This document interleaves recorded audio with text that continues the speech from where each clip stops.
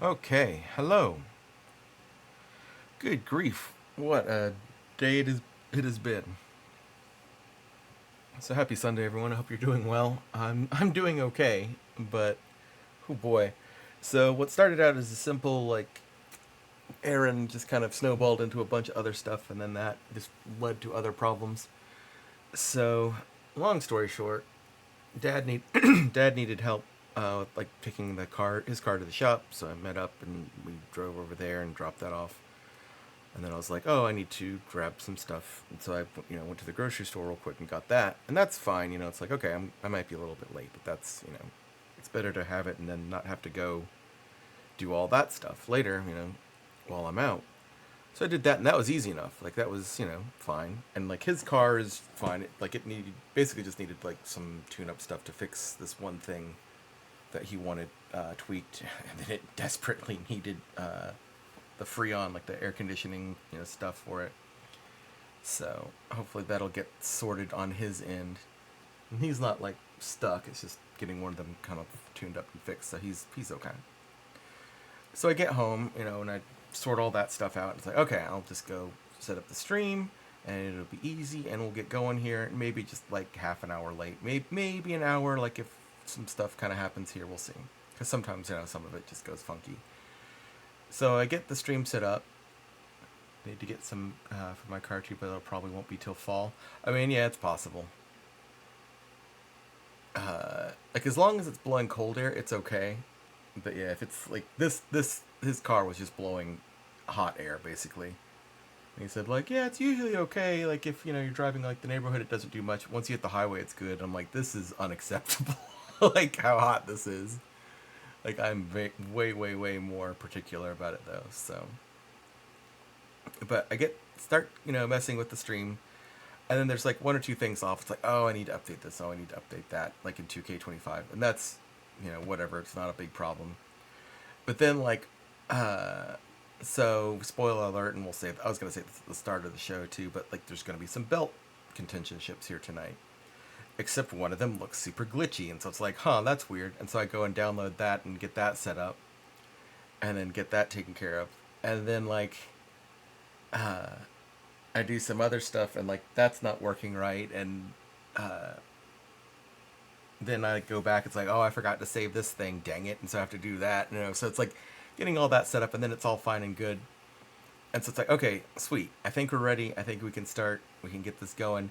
And then OBS is like, hey, I have no idea like what your stream information page is. Like, so for those who don't know, OBS has it set up when you, hey Chris, happy Sunday. When you have it set up, typically it will have like the chat window, a stream information window where you put in like the title of the stream and what game are you playing and like a go live notification, all that stuff on the side, and then kind of somewhere in the middle it'll have the window that you're displaying, like what is it that is going out to Twitch or whatever it is you're streaming to, YouTube or the like. And you can have various settings for it and like other stuff as well. And then at the bottom there's like sound mixers and like which scenes do you want to swap between and blah blah blah blah blah. But for whatever reason, the stream information is like, yeah, I have no idea what this is. You should try refreshing it, maybe. I don't know. So it's like, okay, and I refresh it, and it gives me nothing. So it's like, huh. And so I open up Twitch because its page has like a editor for your layout. Basically a similar thing. It's just like, okay, chat can be over here, and then like how much time do you have left until an ad starts, like the stream information, like all that good stuff.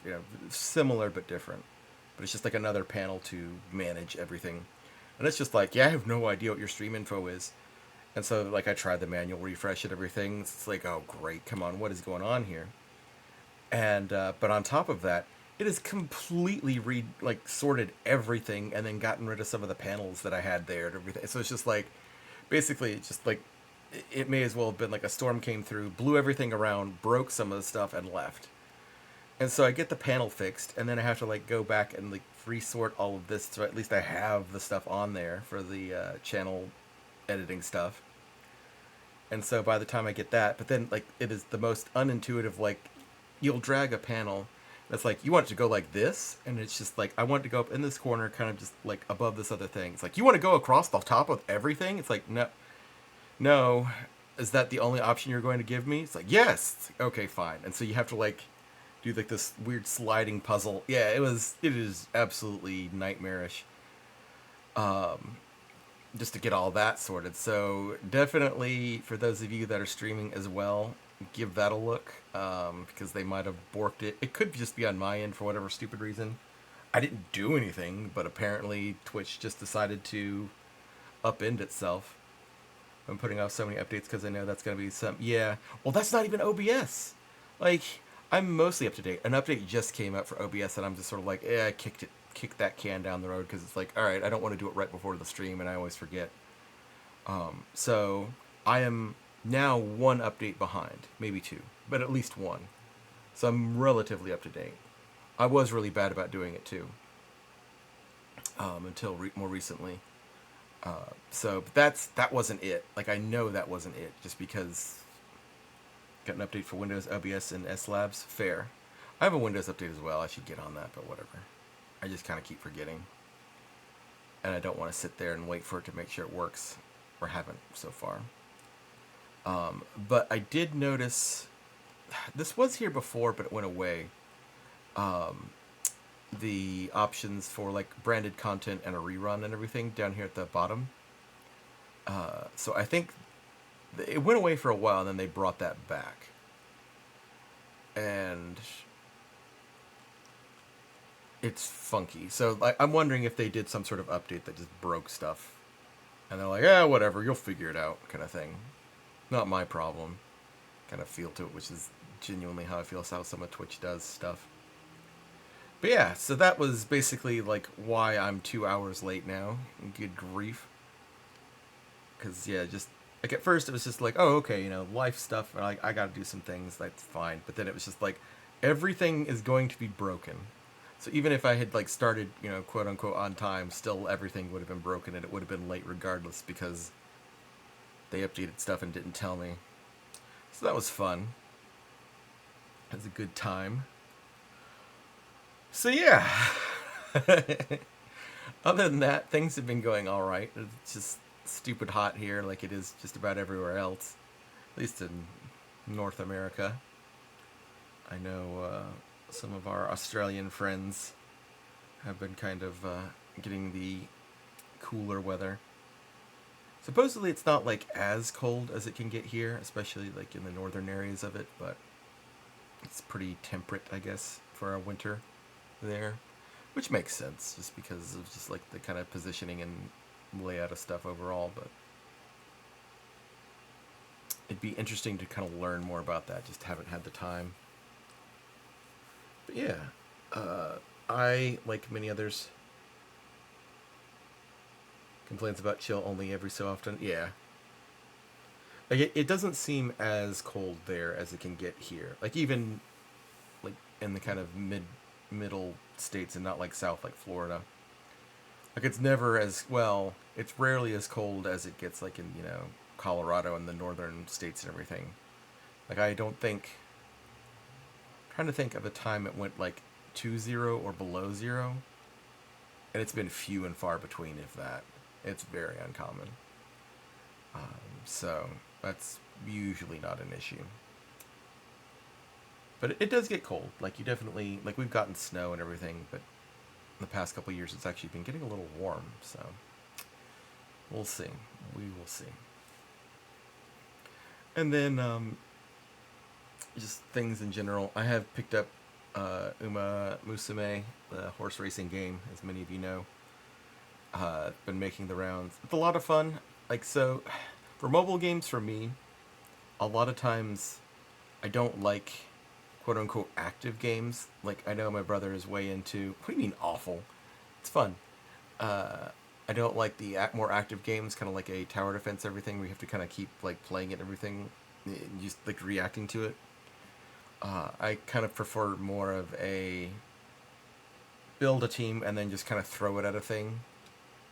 Like I was way into Final Fantasy, I think it was Crystal Chronicles, where you had like a team and then you'd get the character, but then ultimately the power was based around like the weapons that they had. So like if you found like Cloud's Buster Sword or various other swords and everything, then he'd get ultimate abilities, and like his stats would go up a little bit over time. And so it was more about collecting the weapons than the characters, because the characters you could get just by kind of showing up, but basically, and they would be okay, but they wouldn't necessarily do work for you, because you wanted like the ultimate ability to like protect the team or do a bunch of damage and build up debuffs and whatever it might be. And so like oftentimes I would just sort of like auto run the game, and so then it would go just like okay cool, and just blast through stuff, and you'd build the team to be strong enough there. And then like the proper raids, you actually have to kind of like manually play. It's like okay, on this turn do this, and on that turn do that. This person heals them and does this and does that and jumps here and does that, whatever, builds meter. And so it was interesting like that. So Uma has been interesting just because you are training the individual horse girl to get stronger and faster and whatever. And then it's interesting. I wouldn't have thought of it this way. Kind of what those devs think you do is just auto run stuff every hour or so. Yeah, it basically, like a lot of it is that. I won't lie. But that's what's interesting about it too, and especially effective here is because like the race, you have no input. It's just like here it goes, and you just hope she does well. And I wouldn't have thought of it this way, but Tora, when she was looking at it, saw like some descriptor tags and everything. It's like a roguelike. It's like, how is this a roguelike?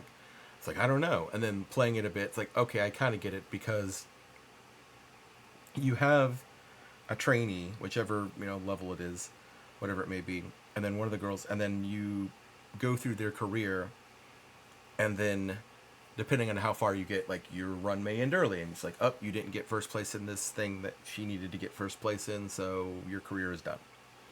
And then it says like, okay, based on all of your stats, here's some random attributes that you get and can pass on to others. That's it. Good luck. And now you have the trainee still, like one of the baseline things. It's still there, like that. So, like vodka is one. So you have like the trainee vodka, and you can start another run with her. But you also have a veteran vodka now that you can use for racing or legacies and things like that. And so the legacies are such that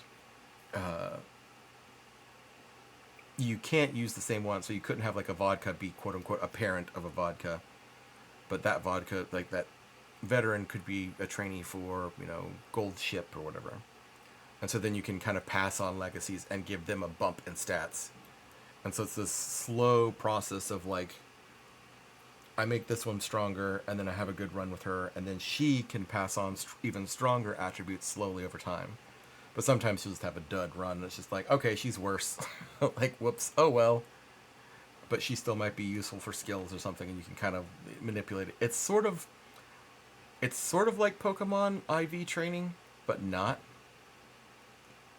And so it's interesting in that respect. But that's the roguelike element of it is, I start with this core character who is always going to be relatively at this level of ability, but then I have like these legacies that I built up from veterans that I've done in past runs that can make that this starting character like even better than it was when I started, like way back when I started the game. So it's interesting. Like I've debated streaming it. I don't know if you guys would be interested, just because it'd be more sort of like I want to try and get this sort of thing now. Kind of, what? Oh, that's weird. Chat just like reloaded. So I thought someone had posted something. Sorry. So like, if you guys are interested in seeing that, I might do that. I might just do that like in a stream where I'd be doing like a collab, or waiting for others to like hop on like Peak or Repo or something like that. It's just like, all right, let's kill half an hour while people kind of get set up and ready. Or even like in a collab where it's just like, all right, I'm good to go, but maybe Revel is driving home from something, and like I need to wait for him, but like I want to stream a little bit now. So I might just do that to kill some time at the start. I don't think I might do a stream dedicated to it, or like part of it, but does it fill up or get back to Zelda? Yeah, I definitely need to get back to Zelda. I was going to do that on Fridays, but then some stuff happened, and then like this past Friday, I was just spent. Like, I don't know, like this. this past week or so, just a bunch of stuff happened. Like nothing bad. It's just like work and everything just kind of burned me out. So it was one of those like, yeah, I should sit and kind of rest. I will say this is something that we probably won't see for like a year, maybe. Uh, well, you might see parts of it, but like I started doing some work. Well, I continued doing some work this past Friday on a project that I want to try and get done. Hopefully, it will come to fruition. So, it wasn't a total bust this past Friday. It's just I didn't stream. So, but I do want to get back to Zelda. I think that's steadily becoming the thing I want to get back to. Maybe Dinosaur Mansion as well, but I'm feeling less compelled to play that. Like it's fun, but I definitely want to get back to Zelda. That's the big one for me right now. And then Mecha Break. I've been playing that. I played a little bit of that with Arlie and a few others. It's very interesting because like the PvP, it definitely feels like at this stage now you have these teams, especially at least like two or three people that are coordinating and working very, very well. Fell back into the Rimworld hole. Did an update come out for that? I feel like something just recently came out for that. So I remember seeing something, and like you or Jolt mentioned it. But yeah, Rimworld's a fun game. I'd be down to hear like space RVs. Ah, nice. You should share some of your stories from some of them. Like I've always, especially when I learned about Dwarf Fortress, like what a decade ago. I've always been interested in like the stories of like those sorts of uh, adventures these exploring parties have. It's very, very fun. Like I don't have many. Like I've had a few where it's just like I went and then they died and that was the end, kind of thing. I haven't had like many madcap adventures, but I've had like a couple from like Dwarf Fortress and Rimworld. But that's just how it goes sometimes. Sometimes it's just like, yep, they persisted and did their best and then died. You almost need to like have a funky goal to get like some wacky stories. But those games can be pretty good about like just making stories on their own. Maybe something to look into in the foreseeable future. But those Rimworld's very much more of a passive sort of game. Like you just sort of wait for a thing to happen and then you react. So maybe not. I don't know. Maybe if I did like a challenge where we're like hanging out with other people in chat and kind of just like vibing. We had like every survivor could be like a person and then they, kind of dictate what they would do. Could be fun. It's a good game though. But yeah, Mecha Break. I definitely am interested in the extraction shooter part of it, just because like you go in and like a 3-man squad, and you get gear and leave. So that's very interesting. And then the PvP elements are interesting, but I don't know if in the games I played we went up against very trained people, because Revel and I sort of ran into this with Marvel Rivals, and I think it's true of any like team shooter kind of thing. He and I did ranked, just like he and I, and we had like a fair mix of like wins and losses, but usually we were winning. Like it was much more of like a 2/3 to like even like up to like 80% win rate. And then Tora hopped on and we fell to like 50% win rate. It was just like the slog, and even the wins we had, it was just like this uphill battle, which was fun, but it's just also like, oh boy, this is like what happened here. Like the caliber of players jumped dramatically, and it wasn't like, oh, we've gotten to a higher rank. It's like, no, we were like in the relatively the same area, and then Tora left and it became immediately easier again. And so it's always been kind of a thing, like I know other people have suspected, but it's just seeing it again and again. It's definitely become more of a thing in recent video games where they don't, I guess the auto balance just definitely looks for it. You need me there to drag down your implied rank? I mean, maybe. I mean, Tora came in at rank 0, like the starting rank. So I think part of it was that, but part of it also was games have gotten better and or worse, depending on how you want to look at it, about trying to find pre-made teams. Whereas before, I feel like they would look at the overall rank, take that average, and then toss you into a game, regardless of whether or not it was pre-made or six, just strangers to each other on the other team. Because I feel like it used to be if you went in as a pre-made, you had a much easier time, and now it's definitely becoming more of a you run into pre-mades more, which can be good. Like it's definitely more quote unquote fair. But sometimes you just get like these sweats where it's just like, nope, I am going to do this, and I am actually like a diamond, platinum, ultimate rank. But I was bored and I want to go back down to like so you have like a Smurf account and you're just not Apex, yeah. Oh, running four put into a pool with other premates, yeah. Apex is 3-man squads, so but yeah, same idea. I think you do run into, even in Apex, like my brother, I don't play Apex regularly. My brother and a couple other friends do. And when I've played with him, I'm trying to remember which game it was. Describe it. Maybe I could think of it too.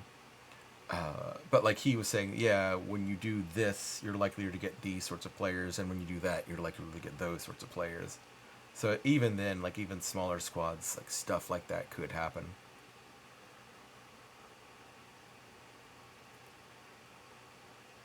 Yeah, it's very interesting to see how that has come along, and yet stuff like Call of Duty, it still has just absolutely garbage matchmaking and like respawn stuff, which is part of the fault of just the gameplay loop and the map design. So you'd fundamentally have to change like how all of it works in order to kind of fix the problem at this point. But at the same time, it's just like this has been a thing for a decade. Maybe, I don't know, work on it.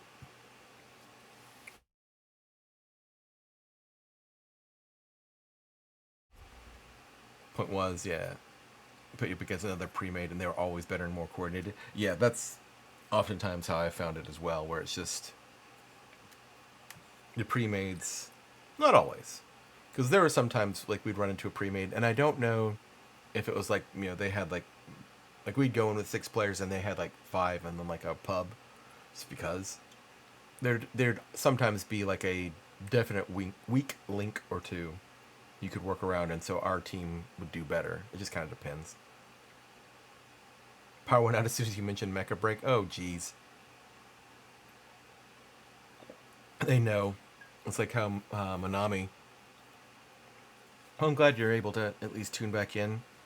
Hopefully, I don't eat up the battery. We can go ahead and get rolling here real quick in just a moment, just so we don't use up the phone battery while you're watching.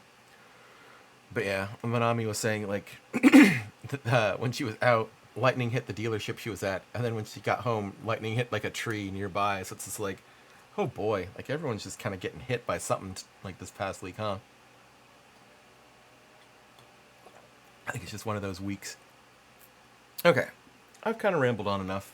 There's some other things we could talk about, but we can talk about them later too, in some other stream or something as well. So I'm gonna go ahead and run an ad just to get that out of the way, and so we have more time for the show, and then we can have like the front half and back half like we normally do. But we will get the UA cooking here in just a moment.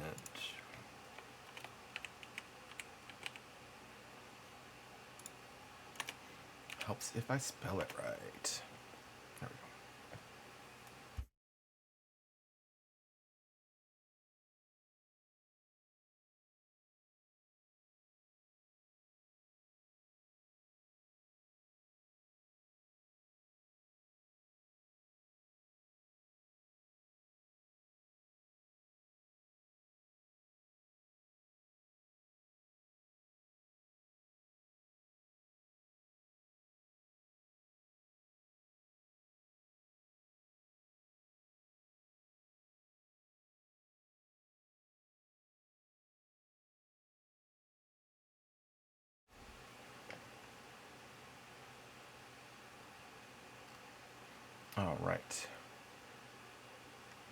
So while we are waiting for the ads here, I'll just kind of ramble a bit, I guess.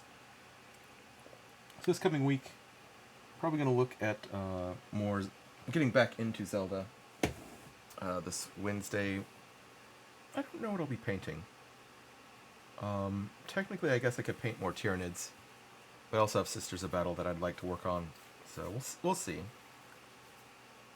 I think sometime this week, I will likely just kind of sit down and go over the models I have,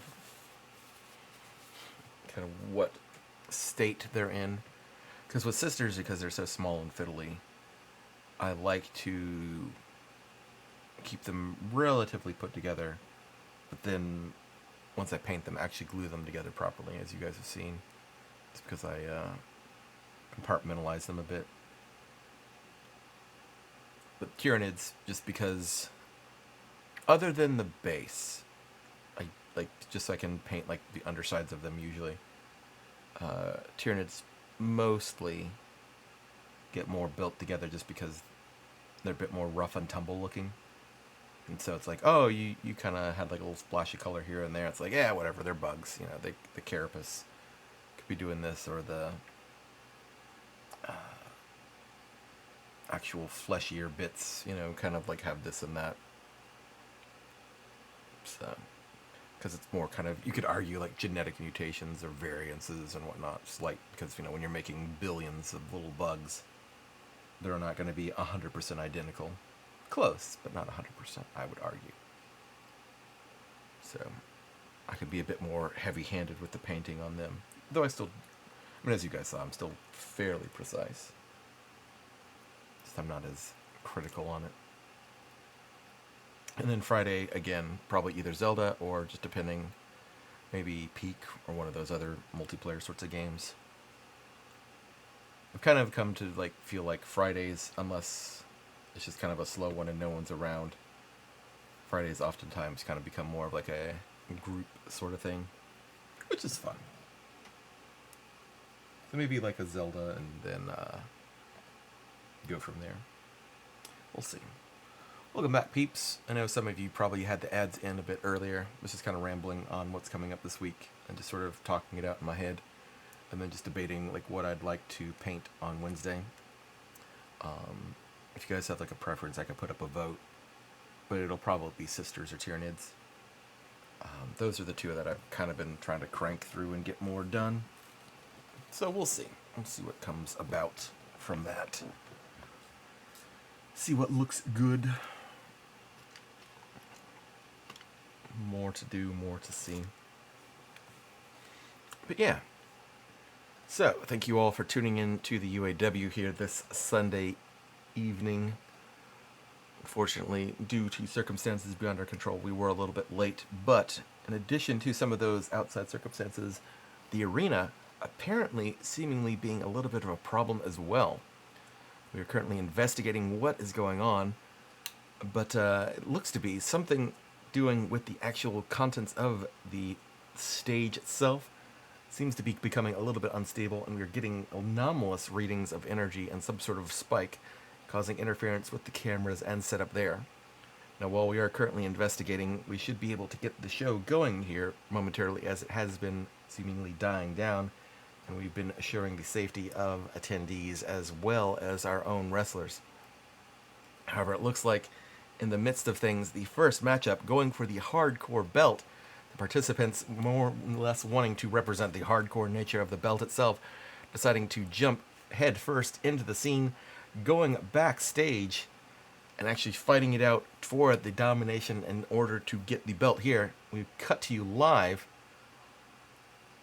as the scene seems to be breaking out in the back hallways of the UAW stadium.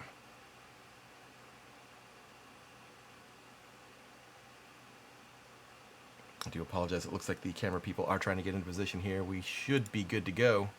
Yes, there we go.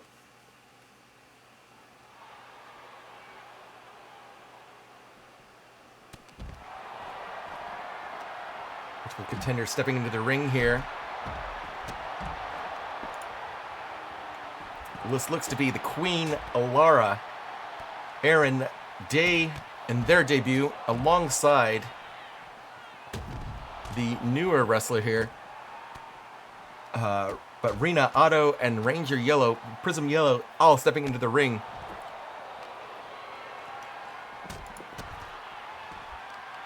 Absolute pandemonium, because it looks like, so I will remind you, this is for the hardcore belt. Everyone just sort of duking it out in the back lot. Queen slammed by Alara there, Yellow getting back up on their feet. Rena getting a good drop on Otto. Aaron getting Alara out of the way. Queen stepping up. Aaron ready and waiting. A chest bump getting her on the back. Meanwhile, Alara, I'm sorry, sorry,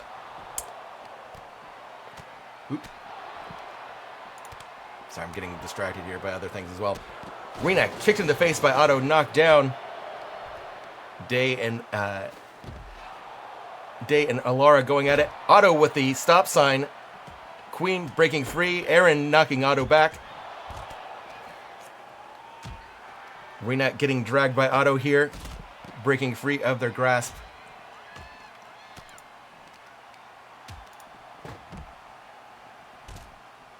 And I'm trying to look for more information here on this newcomer, Day, one of the new UAW members. We have seen them before in their 2K25 debut here tonight, going absolutely wild inside the arena. Well, not in the arena, I guess, but inside the UAW stadium grounds, just outside.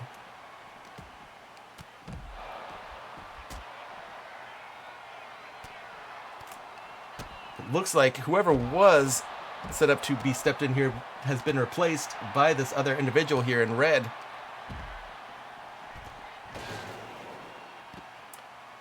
Day getting Rena up on their feet.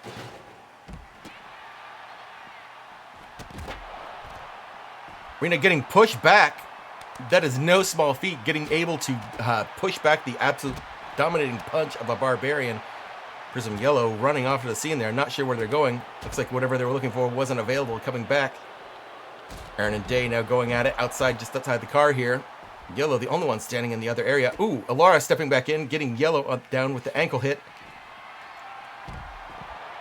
We're going to get him flung to the side. Otto stepping back in with the stop sign, missing, but getting grabbed from behind. Queen back on her feet, trying to get some damage here on Alara.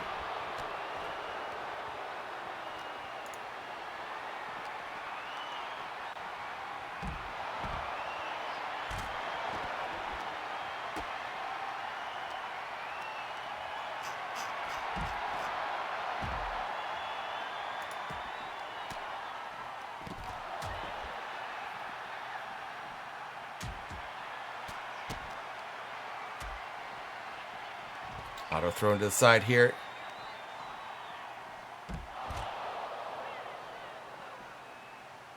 Queen and Alara eyeing each other up.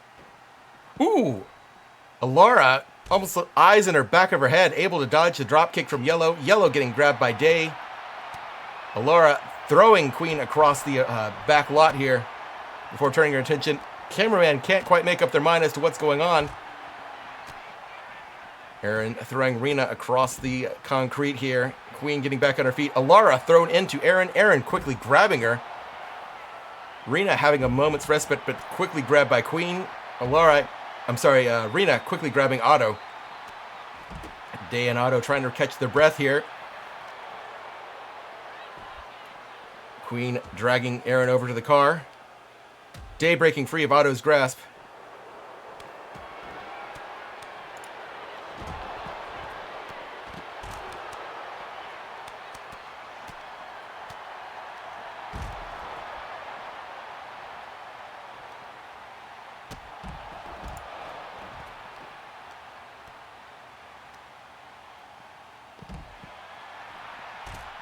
Now, I am getting information here. This mysterious fighter in red, seemingly related to Dairy Destroyer.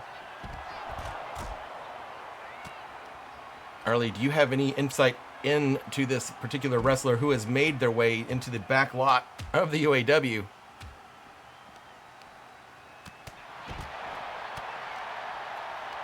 Day getting good hits against Queen.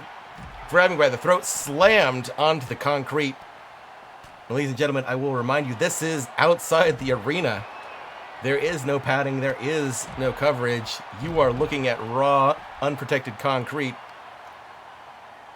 These slams are for real. Yellow quickly trying to grab Queen. Otto thrown away by Day. Day losing the attention, going for the traffic cone. Rena quickly coming up with a high boot, slamming them down. Meanwhile, Alara stands alone as Otto, Rena, and Day come into the fray. Everyone grouping back up. Everyone just trying to vie for some level of dominance to get some damage in and hurt the opponents. Aaron thrown by Red. Yellow thrown completely off the side here. We'll have to see in a moment if they recover and are able to get back up. Day dragging Aaron seemingly over to the car here. Alara getting Otto down. Yellow back in the fray.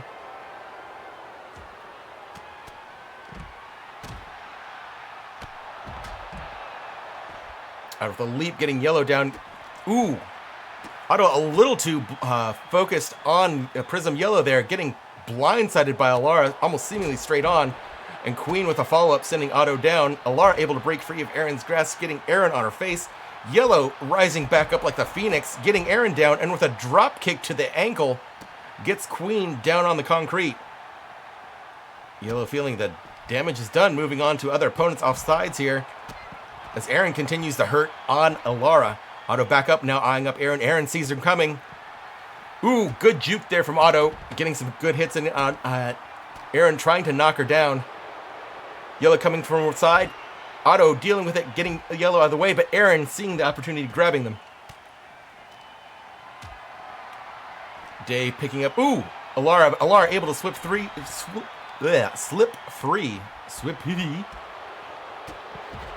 Drop kick to the ankle, sending Aaron down. Queen now sizing up. Ooh, going with the clothesline, not getting full connection, but definitely killing the momentum of Alara. Alara getting dragged over to the car here. Alara breaking free.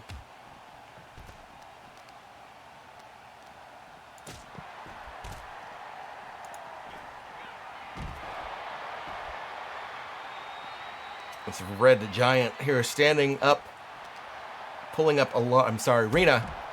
A high boot, sending Aaron down to the concrete. Otto turning their attention away from Day, and Lara looking at seeing possibly either to help or hurt Rena, but now going for Queen. Queen with the follow through, getting Otto on their back. Rena breaking free, now stepping back into the fray. The Red Giant thrown to the side.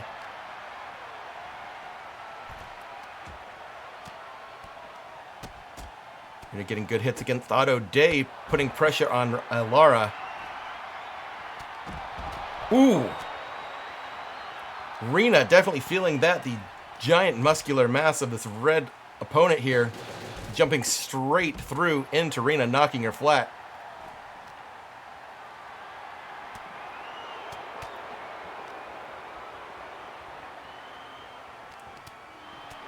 Aaron going up for the side here, grabbing the traffic cone. That might not be that impressive, but if you've ever held one, those actually are pretty thick rubber and can do a lot of damage. Ooh! Only caught the tail end of it. It looked like a bit of fire there, hitting something from Yellow from this red mysterious wrestler here. Not quite sure what happened, but Yellow certainly down and out momentarily at least. Alara pulling them back up to the feet only to knock them back down. Meanwhile, Aaron getting slammed over the back. Queen thrown into Alara. Alara just simply taking it like a champ. Otto with a leaping kick, landing square onto this red wrestler. Otto getting grabbed by Rena, but able to break free. Day looking to line up, possibly seizing the opportunity of a downed opponent. Yep, going for the red mysterious fighter here. Meanwhile, Alara getting Queen on her back. And Aaron and Alara having a little bit of sync issues here. Alara taunting Aaron and paying the price for it now as Queen rises to her feet. Yellow getting dropped hard by Day. Day turning their attention to this red wrestler, getting a DDT down. A competitor has been eliminated. And it looks like Queen has been eliminated by Aaron.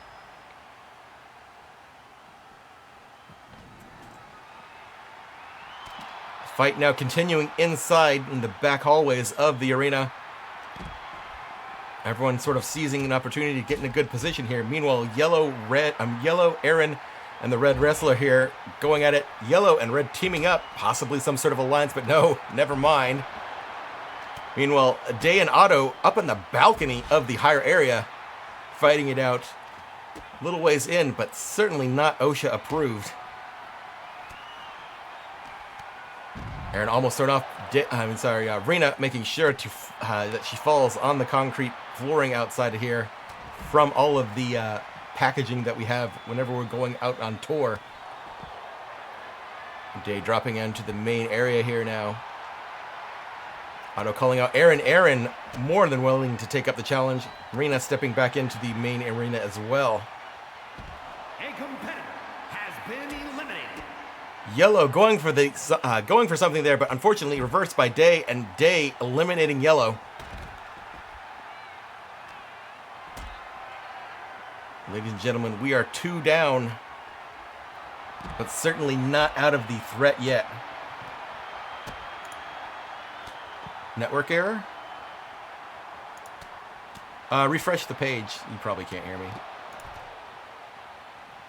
Twitch is being dumb.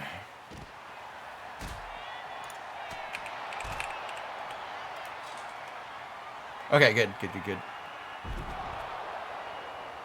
Reno looking on with the shovel here, waiting for Aaron to rise. Waiting a little too long.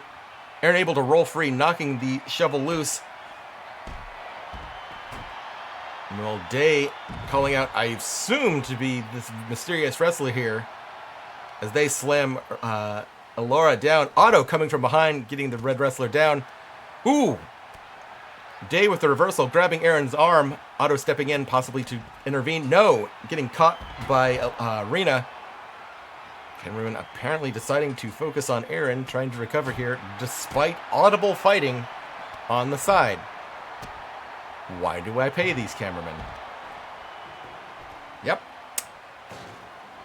Aaron stepping back into the fight.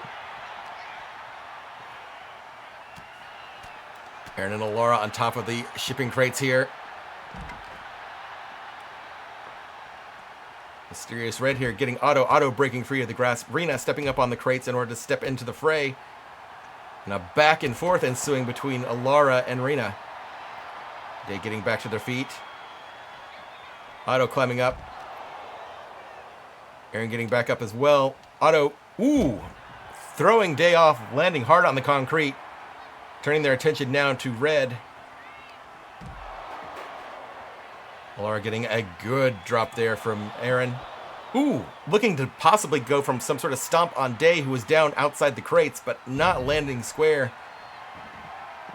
Hopefully no damage to the knees or ankles. Aaron eyeing up Rena coming in. And it looks like Otto getting the elimination there.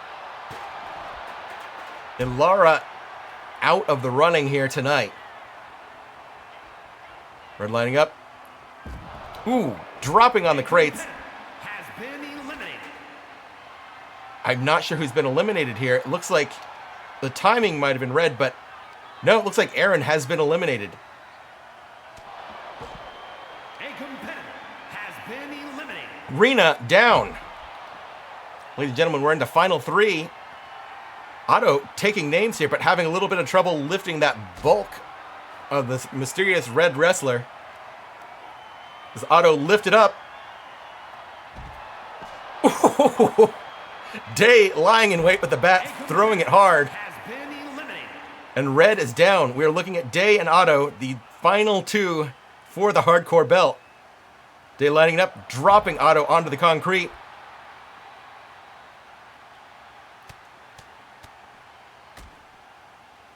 Day getting in good hits here. If Day can keep up this pace, it's theirs to win. But if they drop it, it's theirs to lose. The elbow drop. If Otto can weather the storm and find an opening, the belt could be theirs. It's still up in the air.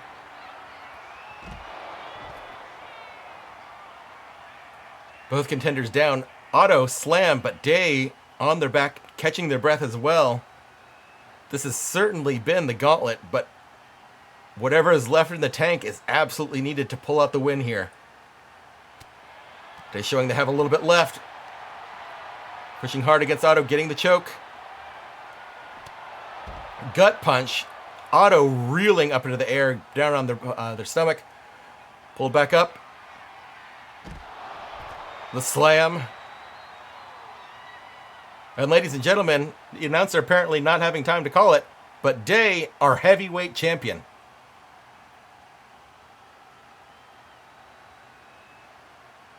Bit of a weird cut there, but anyways.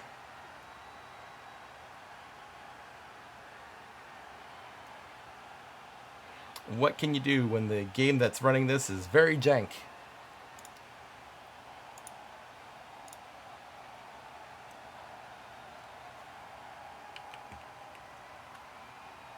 An absolute wild effort from all the contenders here tonight, showing why they were up for grabs for the hardcore belt.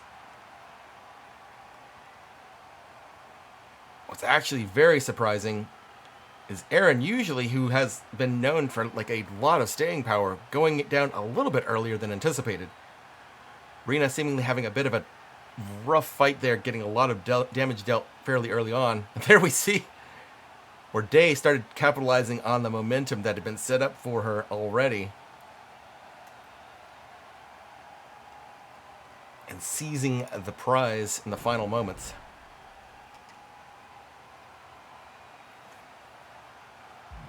Is highlight reel gonna work? Yeah, nice.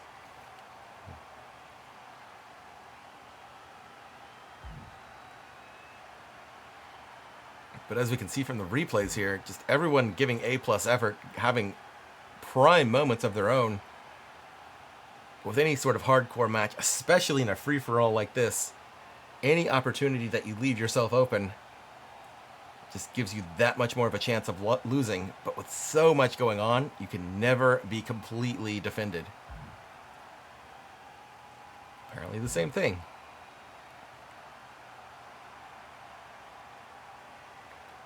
There we see where Alara losing a little bit of grip there. And I suspect that was kind of the sign. We didn't know it at the time, but kind of running out of gas there, and we saw her eliminated shortly thereafter.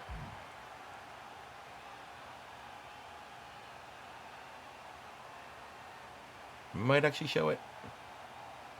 Yeah, it kind of cuts out, but I love the throwing animations. That was such a good addition to this game. Genuinely surprised. So few drops like that off the side of the crates, but still landing hard on some shipping crates. No small joke. I don't know how many of you have actually interacted with those. A lot of those things, very heavy, a lot of sharp edges, and still very, very solid. Like some of them have like a little bit of fuzz or padding on them to kind of help protect it and like prevent from other things bumping into them. Still really bad to land on. Wouldn't recommend it. But that's what you got to do to get the hardcore belt here in the UAW. And that's the moment where we saw, as I mentioned before, Day seizing the opportunity and rising up to the challenge. And with the final blows, sealing the win and becoming the first 2K25 hardcore belt champion.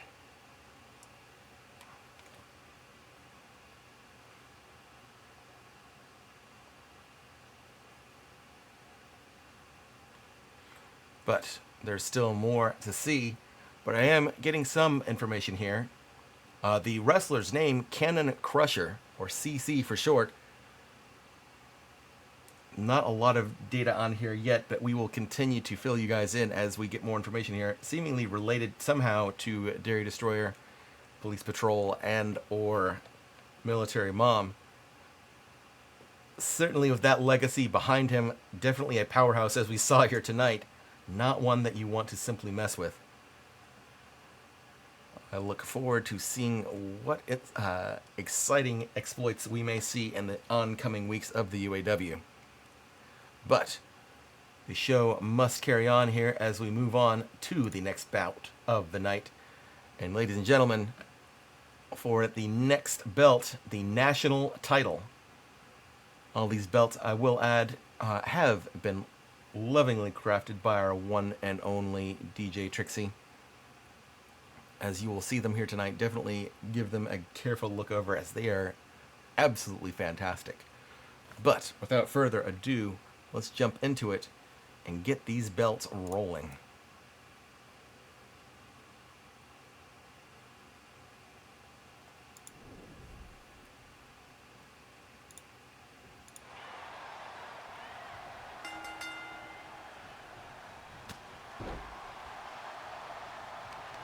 Apparently, 2K25 has disabled the entrances again, so we're going to have to fix that. I swear, everything is just fighting me today. It's nothing like debilitating or damaging. It's just like, hey, here's another little nuisance. Good grief. What a day. Got the strong right, sending Lady Khan to their back. Looking to end this quick.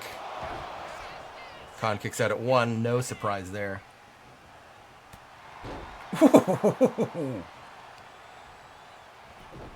Just absolutely devastating, putting everything behind it. A little bit risky, but sending Khan to the mat with 1 punch. Cat not messing around. Calling for Khan to rise. Up and over. Drop kick off the top rope.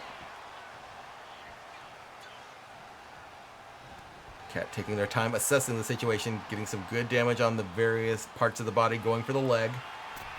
Cat lining up from the top of the corner. Khan lying in wait. Leap landing in the middle. Khan certainly feeling that in their back based on how they're rolling there. Going for the cover. Khan rises at 2.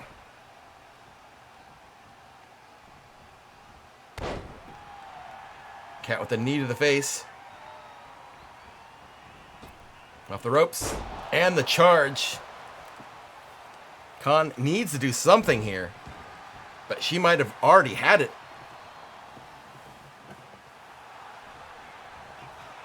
Cat calling for Khan to rise again. Off the ropes. Drop kick once more.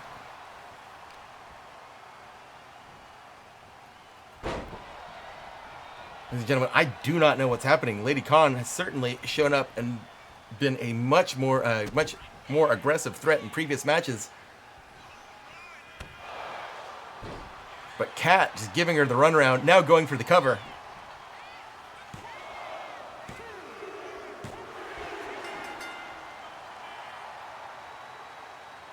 And ladies and gentlemen, that will pretty much seal the deal here tonight.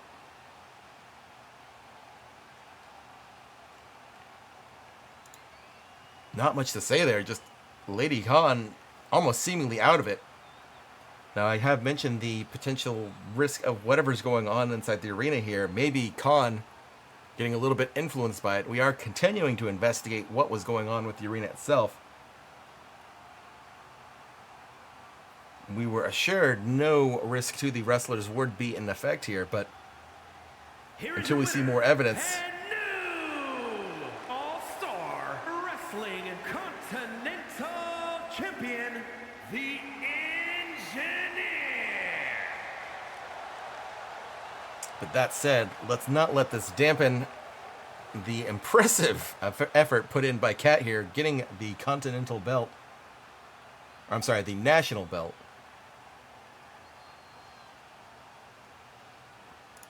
And our 2K25 first holder of said belt.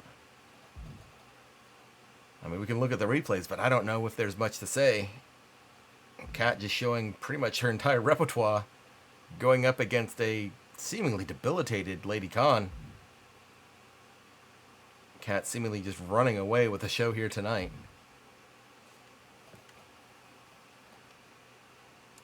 But as it will, the show continues, and it must go on. We move on to the next belt, the newly introduced Grand Prix champion. And what better way to introduce it than a fan favorite, the Iron Table.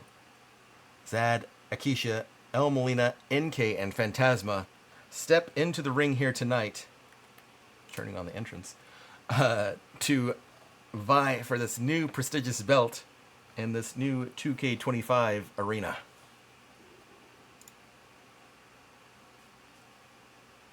have no idea why it did all that. Very silly.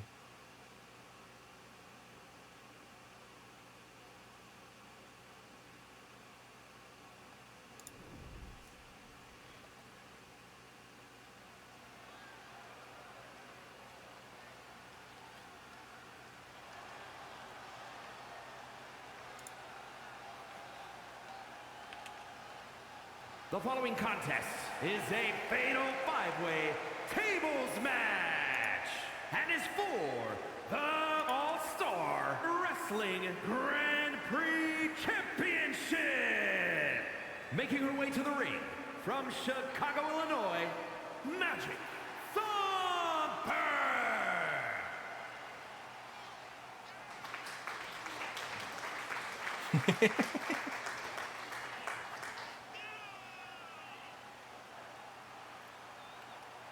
I do like how applause sounds like it'd be a bit more versus cheer.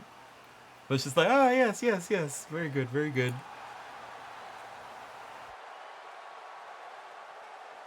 Now we have seen Zad fairly effective in tables matches. Applause sounds like 5 people in the bathroom. I don't know. It's a pretty big bathroom if it's like that. I'd say maybe 2 or 3. And representing the Brain Busters from another time, Wild Thing!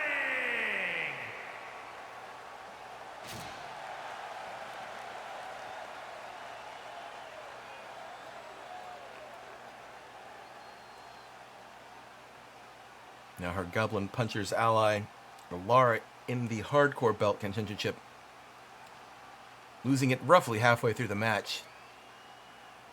We have seen their allies basically rise up with almost a determination, but sometimes taking 2 or 3 matches to really kick in. Will that be enough here tonight? Or will another wrestler prevail here?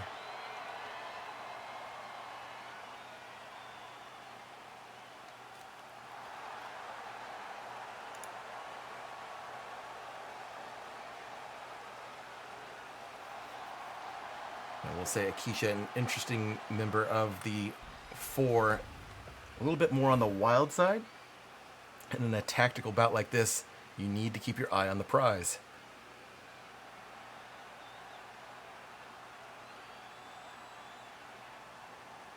And from Juarez, Chihuahua, Mexico, Lightning the Luchador!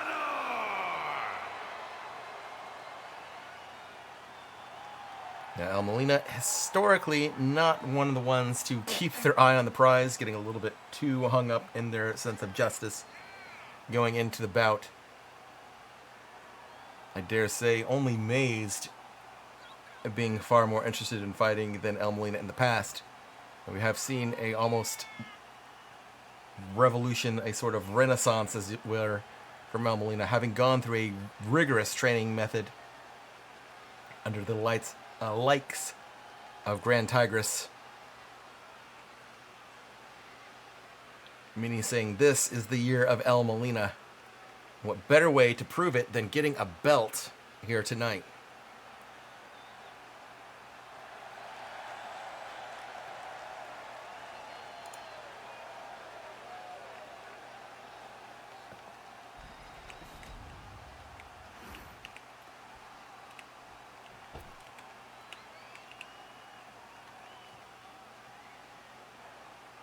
And from the internet, Lady Death and Kay!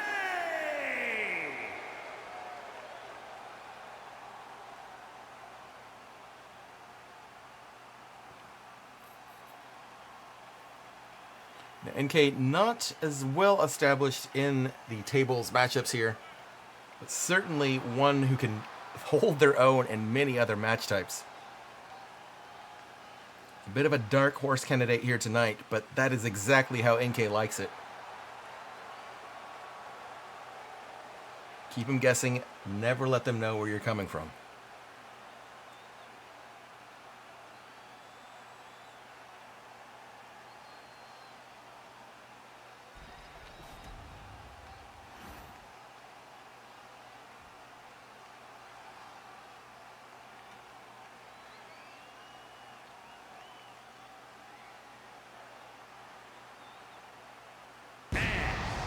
Guadalajara, Jalisco, Mexico, the Phantom.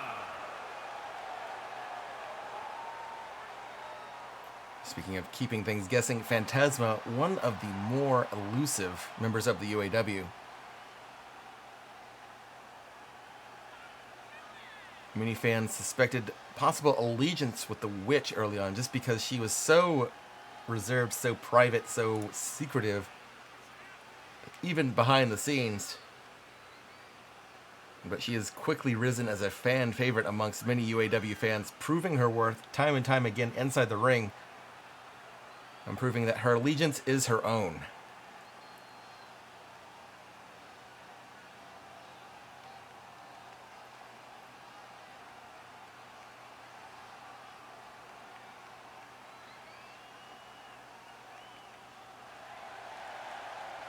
Like everyone else here, hoping for one of the brand new belts here established for 2K25.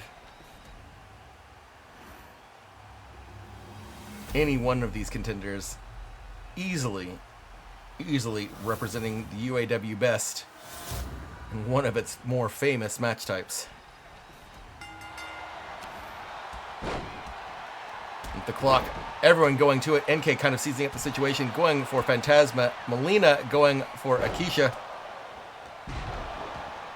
Zad back up, getting the drop on Phantasma. NK coming from behind on Melina, who was going for Akisha. Melina thrown into the corner. Akisha getting a kick on, getting on Zad, and then getting Phantasma off with a stomp. Zad pushing back, getting the drop on Phantasma. Melina still finding trouble in the corner. NK foregoing the continued assault, turning around, getting deadlock punched by Zad. Zad thrown to the ropes. Akisha getting Phantasma from behind. Melina going for Akisha, but falling just a little short. Akisha seemingly stopping before Melina could have anticipated it. Melina and Zad now outside the ring. NK looking to kind of cantilever down, but Akisha able to reverse it. Zad getting a table inside the ring. Now, I will note for any newcomers here into the UAW, iron table, similar to a tables match, but 15-minute timer on the clock. The most tables broken wins. The real trick being, can you get the table set up and broken inside all of this pandemonium? Zad getting lined up by NK here. A little bit of a mix-up there. NK throwing from behind, getting Zad into the corner, going for the choke. Akisha, ready and waiting for Melina. Melina with the block, preventing the drop kick from Akisha. Phantasma trying to recover at the side from the ropes here. NK possibly setting up a table. No, just wielding it like a weapon, sending Melina down, but getting hit by a drop kick from behind from Phantasma. Akisha just giving a little bit of insult to injury here on a downed Zad outside the ring.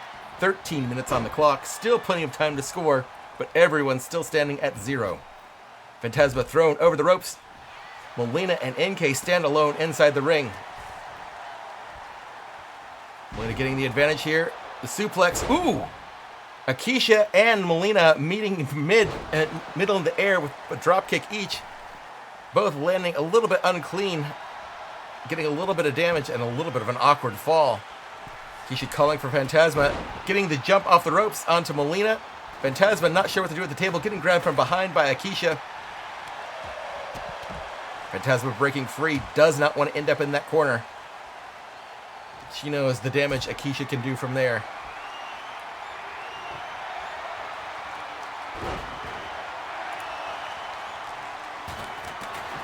Zad playing to the crowd as they clamor for more tables. 3 inside the ring, none of them set up. Phantasma with the miss, catching Zad off guard, and now a flurry of punches, sending Zad back. Akisha slamming Phantasma into the corner and doing her dirty work. Wrenching the arm. Zad still a little bit caught off guard there, trying to recover. I think half blind. Akisha more than willing to step up and take advantage. Akisha sending Zad over alongside her outside the ring as NK and El Melina return inside. Melina looking to possibly set up a table. Phantasma getting NK down. Melina unable to finish setting up the table as a fourth is added by Akeisha. Ladies and gentlemen, so many tables, but none to be broken yet. Ooh. Phantasma looking the intended target of NK outside the ring, possibly landing a little bit far. Zad now lining up against Melina with a kick, sending them down. Akeisha possibly setting up a table here at the south end of the ring. Zad, ooh, trying to follow through with the weapon of a table. Akeisha grabbing them from behind, possibly lining up. Not able to get them to the table, but still a good knee to the back. Okay, sizing up the scene here, seeing Melina outside. Zad getting set up in the Tree of Woe. Zad with the kick, breaking free. Akeisha with the back and forth here. Zad with the counter, getting Akeisha down.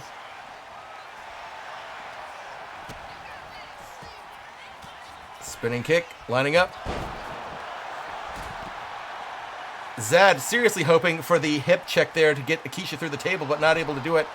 Akeisha now riled up, sending Zad to the corner, but Zad breaking free. El Melina standing in with a table, throwing it at NK. NK retreating outside. Phantasma rising once again, ready and able to go. Zad on the board with one. Just under 10 minutes here. Zad in the lead with one. Still plenty of time for anyone to seize up. But Zad now locking in, getting a second table set up. Phantasma with the dropkick on NK and El Melina. Melina getting grabbed by Zad. Akeisha coming up from behind, possibly trying to prevent the table break. Akeisha breaking up there. El Melina able to break free, and with a dropkick sending Zad down. Phantasma sent to the corner by NK. But NK knocked down by Akeisha. Two tables now set up. Phantasma almost in a little fort there in the corner. Akeisha breaking free of Zad's grasp. NK and Melina going back and forth here. Melina stepping outside as NK grabs yet another table. Melina seeing the table here, possibly waiting for the opportunity. Grabbing NK. Phantasma trying to go for something here. Waiting for NK to get out of the way, but giving a little bit of a window for Zad to possibly no. Phantasma continuing the assault, getting closer to the table. Zad able to run around it, getting into the corner instead. I don't know if that's better or worse. You don't want to necessarily give your opponent the points, but setting up for such an advantageous position as well. Melina throwing the table over Akeisha, hitting a down Phantasma. NK stepping up, getting Melina with a dropkick, slamming Melina down. Zad stepping into the corner, leaping down, grabbing Phantasma, yanking her down onto the mat outside. NK getting his table set up here, possibly looking to score as well. Off the ropes, Akeisha knocked down hard and to follow up with punches straight to the face. Ooh, a little bit of a risky maneuver there. I don't know how that would have counted. Melina stepping into the ring, knocking the table down, but not breaking it. Can one score on oneself? Probably resulting in a null because you got the point, but it was against you. Melina setting up the table. Getting NK against it. Can Akeisha step in time? No. Ooh, grabbing NK. Possibly going for the steal. Yes! The suplex. Akeisha on the board, tied with Zad at 1.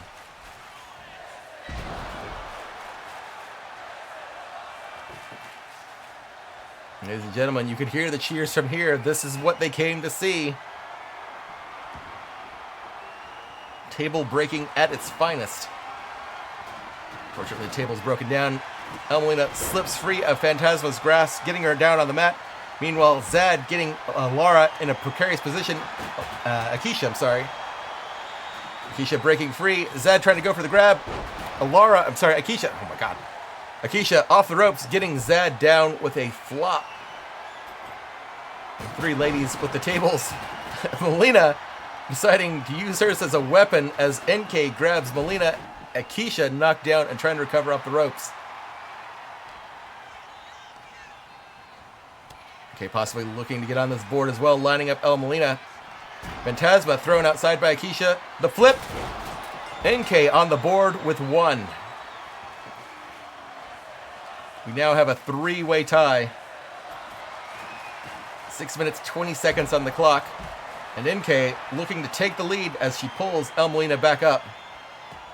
Meanwhile, a fight has been going back and forth between Akisha, Phantasma, and Zad. Good juke there by Akisha, getting back inside the ring, avoiding the trouble from Phantasma. NK trying to score there, but not quite lining it up. Sometimes you just have to go for it and go for what potentially would be a very hard maneuver, but unfortunately not getting the points there. Good juke there from Phantasma, getting off of Zad. Off the top corner, dropkick sending Zad down. NK coming in with yet another table, getting Akisha down. NK trying to set it up, but just throwing it against Phantasma. El Molina coming from the side, getting Phantasma, but not following through. I believe El Molina slipping out. NK trying to go for the score here, but Zad pushing back, able to fight free.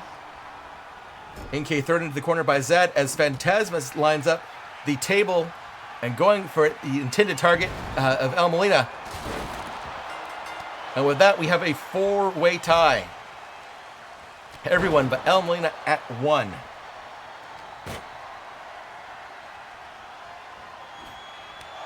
Phantasma setting up the table. NK getting good damage against Zad. Akisha grabbed by Phantasma. Akisha not wanting the distance to be made that much worse. Breaking free of Phantasma's grasp. El Molina grabbing Akisha. Running across the ring. Ooh, blocked by a fighting NK and Zad. Zad pulled down hard by NK. Akisha sweeping the leg, getting NK on her back as El Molina thrown into the corner. Phantasma and Zad trying to recover outside. 4:30 on the clock. Someone still needs to break a table. El Molina needs one to at least be in the running here, but anyone else needs it for the lead. Phantasma, a dominating force with the table here, but Zad stepping in, knocking it down before it could be set up. Phantasma visibly upset that the table now not there to score, but still wanting to get damage on El Molina. El Molina slipping it through, yanking it and reversing it on Phantasma. Meanwhile, Zad, NK, and Akisha outside. Akisha and Zad stepping back in. Molina quickly seizing the opportunity, but once again slipping free.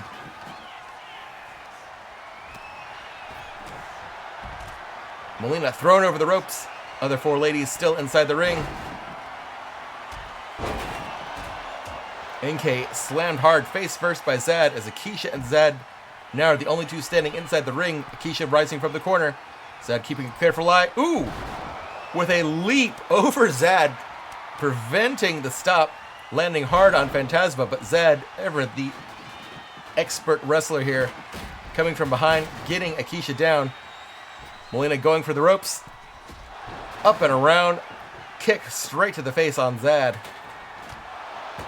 High boot from Phantasma sending El Molina down as NK steps in with another table. Okay, possibly looking to set up the table here. Phantasma with the setup, hitting Akisha, then followed up by NK, followed up by Zad. Phantasma setting up the table. Akisha pulling the table down. Phantasma just going all out against her. She did hard work getting that set up. Is not appreciative of that getting knocked back down. NK coming from behind, getting Phantasma off guard as Akisha now at the table, knocking NK down. Akisha left wide open here inside the ring as she looks to pull NK over to the table. Ooh, NK with the reversal. Does NK see El Molina coming from behind? No, she's more concerned with Akisha in the corner as El Molina lets her do it.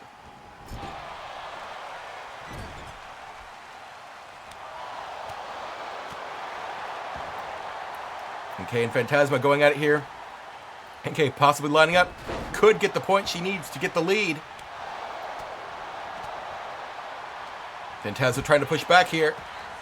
Doesn't want her to score with just under 2 minutes on the clock. Phantasma lining things up here. Akisha stepping in. Will she intervene?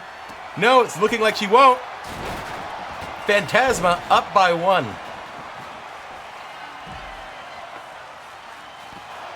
1:40 on the clock. Phantasma leading by 1 point. Akisha, Zad, and NK with 1. El Molina at 0. Now we have seen miraculous things done here in the Iron Table before. El Molina could still clinch it, get the win, but that is quite the uphill battle. The three ladies still have potential to score and at least tie it up. Akisha looking to at least gain this upper hand here. Now, per regulation rules of the Iron Table, if it comes into a draw, they will be resulting in another match later with any of the remaining participants in a regular tables match. NK wanting to get El Molina on this table, but El Molina putting up a valiant effort, keeping her just out of reach. NK trying to get as much damage to soften her up for the blow. NK visibly getting upset here as El Molina persists with that luchador pride. 30 seconds on the clock. Still anyone's game here. Molina, ooh, countered by NK. NK knocked down by Zad. Zad sweeping the leg. 20 seconds on the clock. Zad with the table, but not able to set it up as El Molina knocks him back. Molina with the knockdown at the table. Setting things up, 10 seconds on the clock. It is going to be tight if El Molina can get this. NK knocking it down.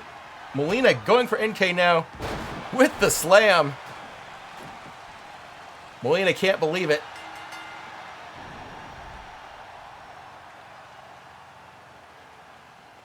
And ladies and gentlemen, our first Grand Prix winner revealed here tonight with the one and only UAW Iron Tables match.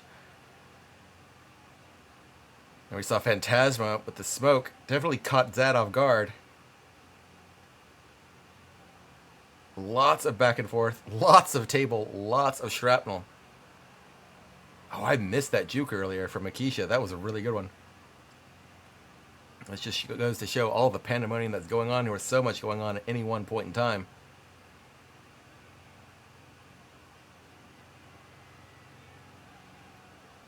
But as we saw here tonight, definitely an easy in theory, but very difficult to execute getting those tables to break. Because like with any free-for-all matchup, you have to leave yourself a little bit open to take an advantage. But that leaves it open so anyone else can get you, break up your momentum, prevent you from getting the break, and potentially breaking the table themselves. Phantasma, though, showing up, doing exactly what was needed to get the win and get the belt here tonight. Here is your winner, and new All-Star Wrestling Grand Prix Champion, the Phantom.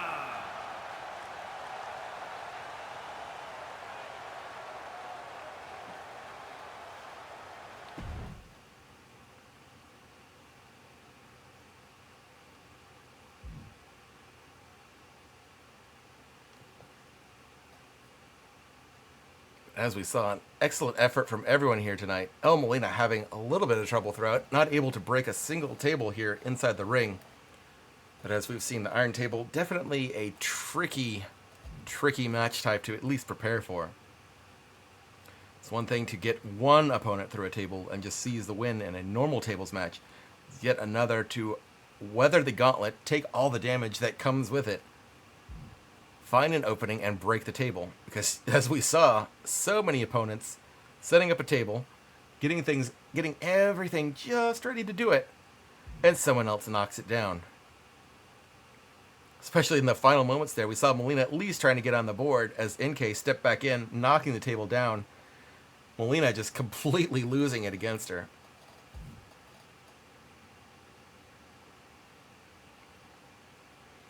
But ladies and gentlemen, that is why Iron Table is so popular as well. It's just so unpredictable, and yet so dangerous. As we see here, remnants of the table, like the wood, the piping, and even the whole table still in the arena.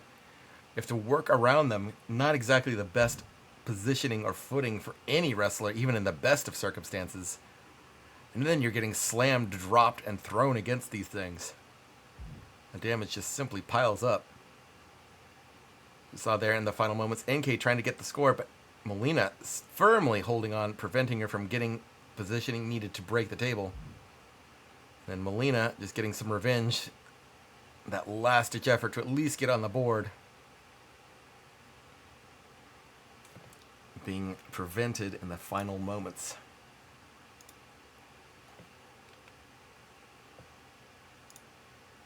But as we move on to the final match of the first half of tonight's program, we now go into not a belt contentionship, but an Extreme Rules 1v1 against some of the wildest wrestlers we have. Wild Vixen versus Olivia coming up here next.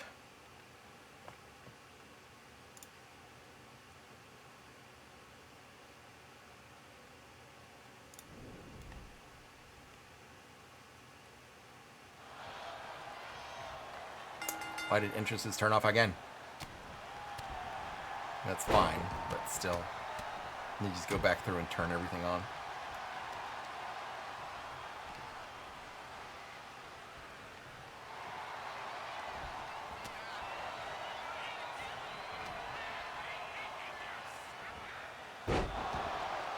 We'll be giving the drop on Vixen here, going for the cover. Perhaps a little premature, but still a good way to get some extra damage in and show how determined you are to win it. Olivia with the headlock here. No surprise, Vixen able to break free, but some good damage to that neck.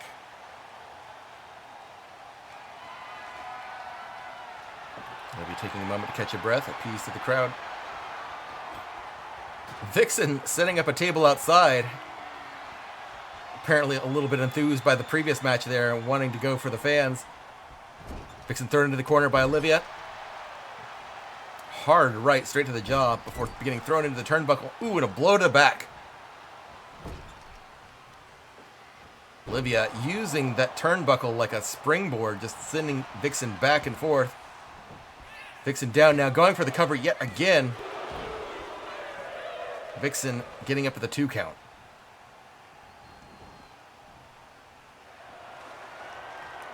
Olivia looking for something of her own, getting the kendo stick. Ooh! Vixen looked like she was rearing up to try and grab it, but Olivia too quick. Now going ham with it. Vixen able to rise, but Olivia with a quick tackle sending her back down. Vixen with her counter, getting Olivia on her back. And Vixen absolutely vicious on the mat here, grabbing Olivia by the throat. Olivia thrown back in by Vixen. I think Vixen was trying to seize up for something, but saw Olivia rising seemingly a little too quickly, getting her at least pushed back some, getting on the ropes. Olivia with the reversal, getting Vixen over the ropes and outside. Olivia from the top corner all the way down, landing firm onto a Wild Vixen outside the ring here. Olivia testing the kendo stick, breaking it. I think she had a little bit too much enthusiasm behind it, missing Vixen and completely breaking it against the floor. Who knows what would have happened had it landed true against Vixen. Vixen getting the pin there. Ooh, Olivia able to break free. It's a quick one, but still on the clock. Vixen with the chokeslam. Ooh! Olivia breaking free, reversing it. Vixen against the ropes. Ooh, Olivia missing the timing, but able to recover, getting Vixen on her back inside the ring. Vixen trying to find a corner to recover in. Olivia keeping careful eye on her here. Olivia, not entirely sure, but it sounded like something to the effect of "you're nothing." Vixen not taking that though, with an elbow breaking free, getting Olivia down on her knees. Vixen with the double axe handle. Olivia able to break through, but Vixen with the reversal. Olivia dropped on those quantum ropes. Vixen taking a step outside.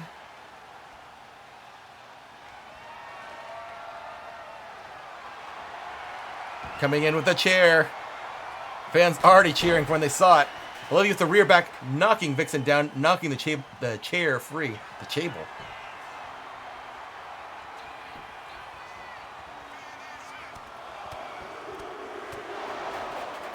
Olivia with 4 headbutts back to back. Talk about sacrificing for your work. Going for the cover now. Vixen breaking free at 2.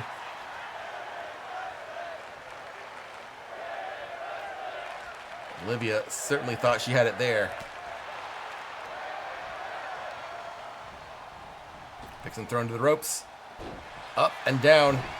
Olivia going for the pin once more. No.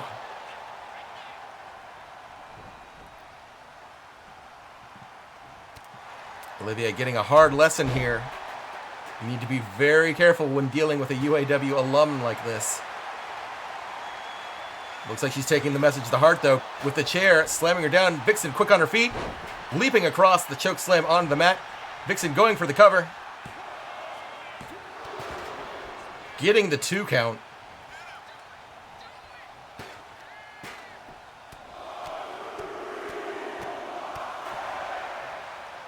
Vixen with pinpoint accuracy going for that part of the head where Olivia was headbutting her earlier. Flurry of punches straight to the brow. Vixen taking a hit to the chest, persevering, pushing through with a series of punches, sending Olivia down. Now at the kendo stick, getting damage of her own against Olivia, breaking it against Olivia's head. Ladies and gentlemen, it's a good thing we buy those in bulk. These two ladies going through them like they're going out of style. Vixen from the corner into the middle of the ring, landing true with the knee, going into the cover.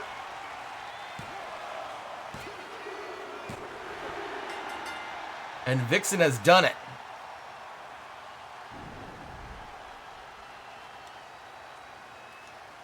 Ladies and gentlemen, that is why you do not count Wild Vixen down and out when things are going against her.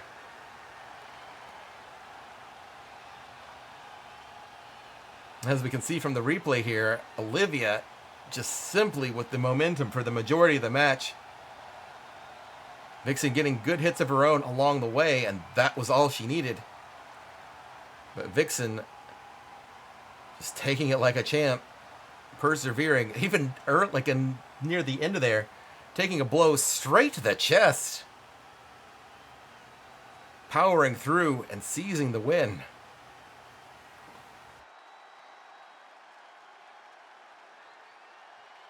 I dare say the only regret I have on this match was the table was set up and it wasn't broken.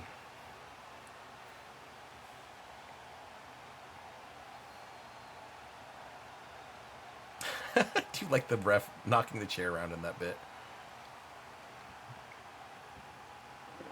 Certainly an A+ effort here from Olivia, though. Honestly, for most of the fight, it was hers to win. But as I was saying, you do not persist in the UAW this long from its original founding days. The Savage Fox. Without learning a thing or two about wrestling and how to persevere in the storm.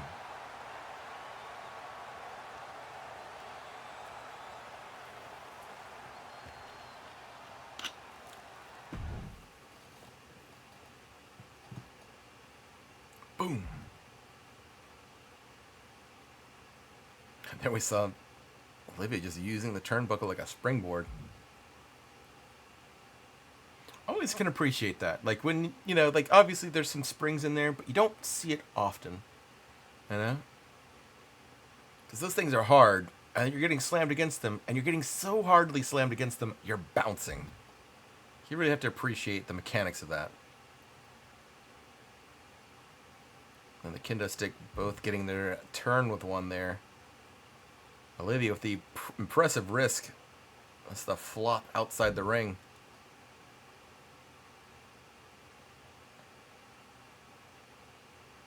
Let's see if the replay will have it here. Ah, it just stopped. Yeah. The Wild Slam unfortunately stopped and reversed there. Not often seen. Olivia just showing her dedication to the craft there with the series of headbutts. Trying to capitalize it, going on for multiple pin attempts. The Vixen just not one to go down and out.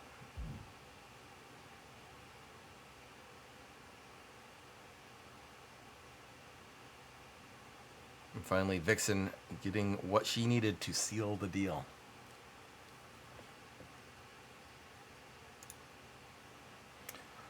All right, so now the first half done. We'll have a brief ad break here just to make sure we can not get interrupted by ads a little bit later here. But coming up, the Continental Belt, the 2v2 tag team, a 2v2 matchup, and then followed up by the penultimate matchup for the global title, and finally our main event, the UAW Universal Belt, where we will see the one and only Stell, DJ Doggo, and Pinbun vie for the ultimate gold in UAW history. Definitely stick around. We will be back shortly because you will not want to miss it.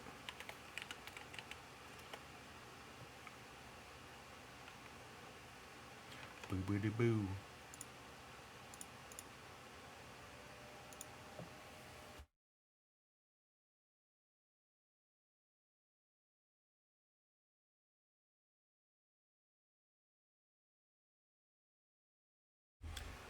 Whew. Took a sip there. Also, for those of you who are still hanging out here outside the ads, if you are subscribed, definitely thank you. But if you're not, that's okay too. I appreciate you guys hanging out, having some fun here along the way with me. It's been very fun. And as I was saying, I'm thinking about it, I'm going to turn the entrance on. This stupid thing is being stupid. There we go. But yeah, it's been a lot of fun. It's cool just to see like the new belts. So definitely give a huge shout out to Trixie, who has made those, along with the arena and a couple of the wrestlers as well. So don't forget that. But as I was saying earlier, definitely keep an eye out this coming Tuesday. We'll probably try to get back into Zelda. See how things go. Painting on Wednesday, and then Friday either Zelda or maybe Peak or something like that. Some sort of multiplayer game. Also, for any newcomers out there, definitely don't hesitate to ask if you have any questions on any of the wrestlers or any of their ongoing legacies in history. Because there's a bit of lore now, for sure. But I at least try to fill you guys in as we go. So you at least have a cursory knowledge of what's needed for the fight as we go on. Also hope all of you are having a good Sunday here. I don't know about you, I'm hungry. I ate a little bit, but because I was trying to rush around and stuff, I still need something. I have fruit snacks! I just remembered. Heck yes. This is great. I bought those while I was out. This is great.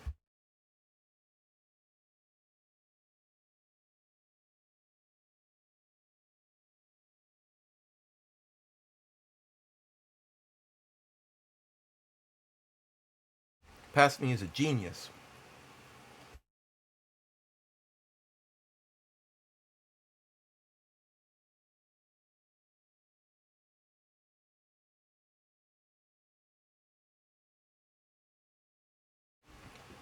Sorry, I'm just muting my microphone while I'm munching on these real quick.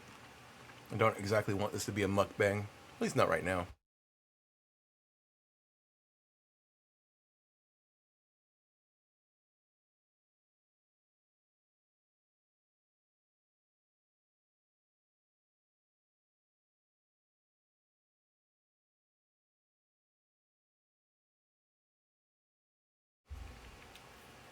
Oh, right. Welcome back, everyone. I know most of you probably had ads that ended a little bit beforehand. I'm just going over the schedule for the coming week, and I'll let you guys fill you guys in on that later today or later tonight after the show. And just had a wonderful discovery again that I brought fruit snacks, so I was munching on those as well. I don't know about you guys. Welch's fruit snacks are super delicious, and if they would like to sponsor this stream, I will be absolutely behind it because they are delicious. But yes, we are back in the swing of things here into the back half of tonight's program, where we step into the arena and see our one and only Diamond Kid go up against the Vicious Dusk. in a 1v1 for the Continental Belt. Can the Diamond Kid step up into the ring and truly shine, or will Dusk reduce that luster and seize the belt for her own? We're just going to have to tune in here and find out coming up next.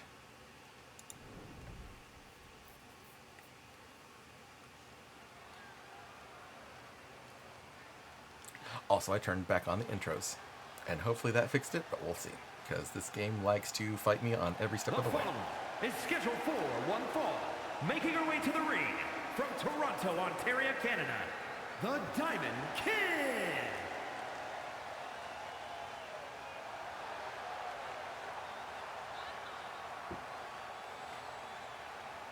Now, it could be easily stated that every member of the UAW brings a high caliber of quality into the arena. Luna Day certainly bringing her own style and a quick rise ever since her debut. Has brought much attention, both good and bad, to her inside the ring. Tonight, a win simply adding to her already impressive career. But what can you expect from a lineage of the former world champion Stell and one of the vicious tag team duo members, Tora?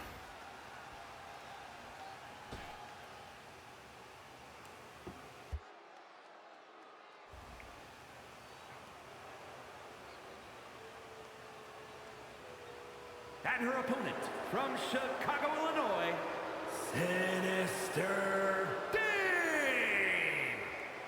That can't be understated as well. Her opponent equally dangerous inside the ring. That is why these two made the rankings to be selected for the belt match here tonight. While not as physically impressive as the likes of Stell, Knight, Mazed, MM, and many, many others, Dusk ever the tactician, and we have seen her time and time again go from a matchup that by all accounts should be a slaughter, and she rises above with nary a scratch on her. Certainly why she is still one of the lead members of Dawn's organization, and ever a thorn in many opponents in the UAW.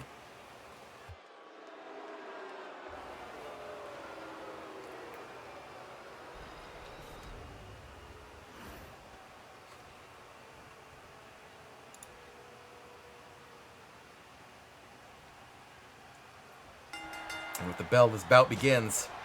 A lot of strength, but of tactics, precision, and deadly aggression. Two ladies holding at it. Dusk pushing Luna against the ropes. Referee trying to break things up here, getting a little too aggressive there. Dusk with a bit of a sucker punch there, catching Luna. And once again, they're back at it, trying to vie for some sort of dominance. Luna getting pushed into the corner. Referee again trying to have to break things up. I think Dusk anticipated Luna stepping in a little bit quick. Level heads prevail. Luna getting the advantage. Moonsault off the ropes.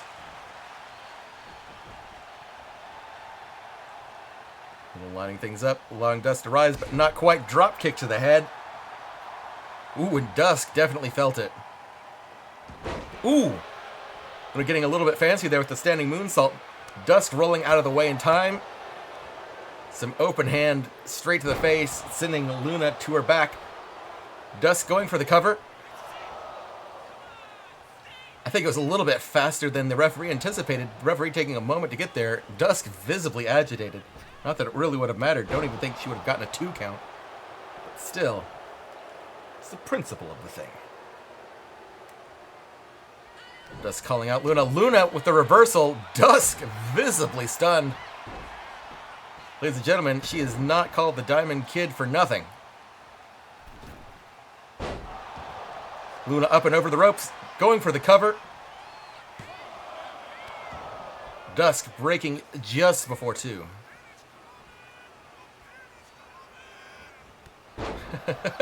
Apparently someone out there really shooting for Luna to get the pin.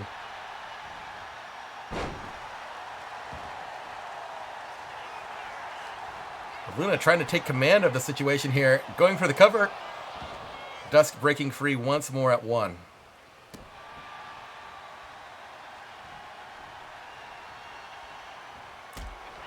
Dusk with a reversal, grabbing leg, kicking the shin. Luna with a reversal of her own. Ladies and gentlemen, Dusk certainly vicious, but Luna so far having an answer to everything Dusk has thrown at her. Moonsault off the bottom rope, landing firm. Dusk trying to find herself in the corner. Luna allowing it. Ooh, Dusk lying in wait with the elbow, catching her off guard with the tackle.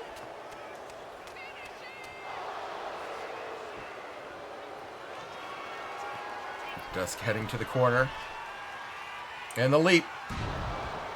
Elbow right to the face, into the cover. Hand coming down, Luna kicks free just before 3. Dusk is feeling it now. She has it.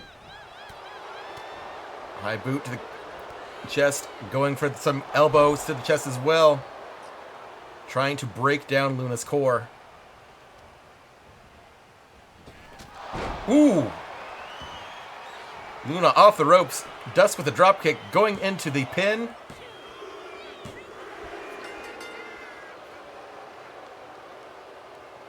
A bit of a mixed reception there. Fans certainly hoping for Luna to get the win there, but Dusk proving why she is one of the most dangerous tacticians in the UAW. By all accounts, as we said, Luna having the answer for just about everything Dusk throwing at her. But Dusk finally finding her positioning, getting the play she needed, and going for the pin.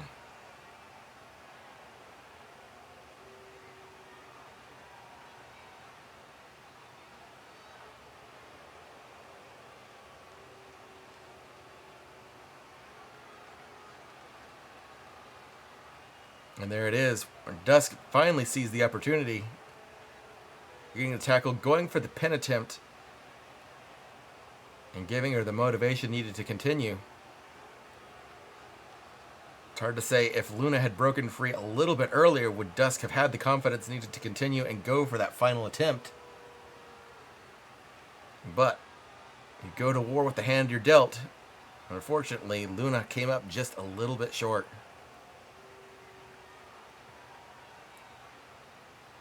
Here is your winner, Sinister Dave! Yeah, the crowd definitely letting Dusk know she was not the champion they were hoping to win tonight. Dusk, as ever, reveling in the moment.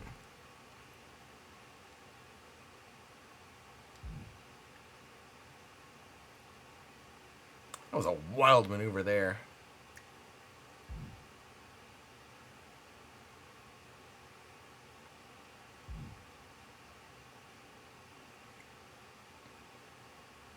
Also, huge props just like on both sides with the reversals back to back to back in some cases.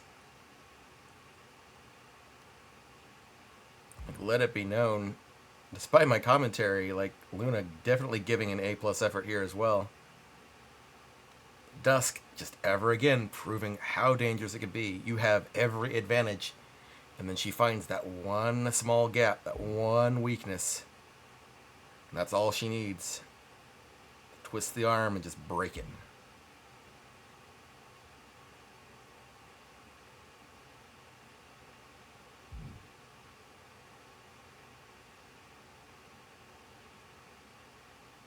God, that drop kick, man. It's off the ropes. You're getting springboarded just as you come free. You're going forward with like the momentum from that. Oh, hey, drop kick. I think that would set just about anybody back.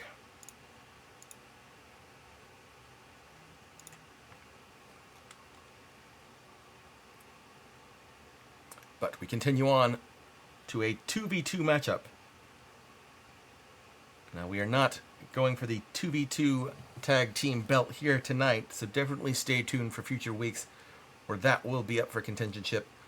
However, Nevertheless, a match that is going to be a barn burner for sure, as we see the wild childs themselves, Hagewashi and Hyena, step into the ring as Tabby and Police Patrol try to at least bring the reins in a little bit.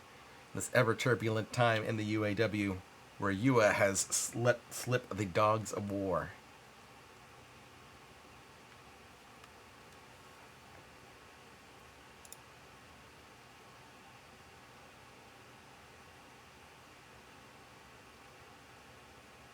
Yeah, I thought you might like that.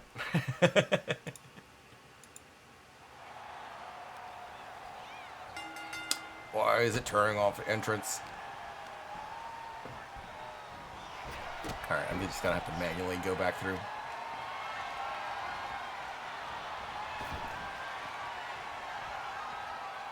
Bit of a back and forth here. Hagewashi coming out on top as they go back and forth. Moonsault off the ropes, landing on the mat as Tabby rolls free.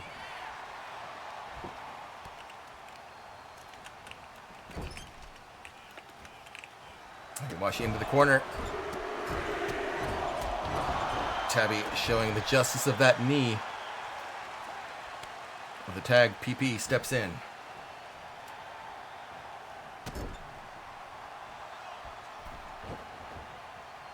Control with the kick. Hagewashi dropped unceremoniously into the ring.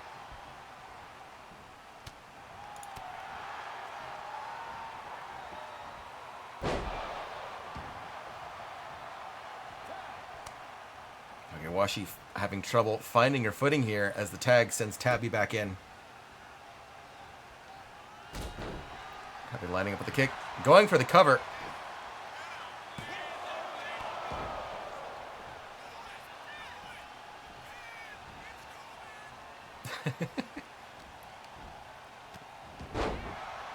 Tabby with some acrobatic feats, leaping up into the air off of Hagewashi, and then coming back down, using the action as a cantilever to send Hagewashi to the mat.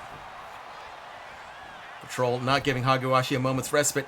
Hagewashi trying to break free. Patrol still seizing on the opportunity here, going for the cover. Hyena seeing the opening, stopping the count before he could even start.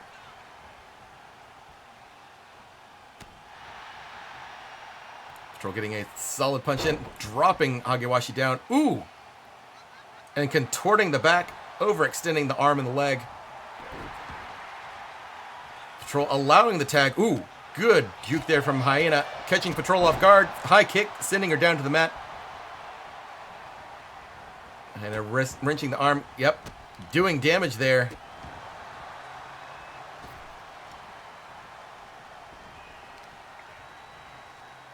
Ever the popular strategy. It's a little bit hard to put power behind a punch if your arm is so damaged. Has no energy left. Hyena from the middle rope. The flop onto Patrol. And the first pin attempt for the two ladies. Ooh! Double axe handle to the back of Hyena's head. Tabby carefully stepping out of the ring. Hyena giving her the evil eye there.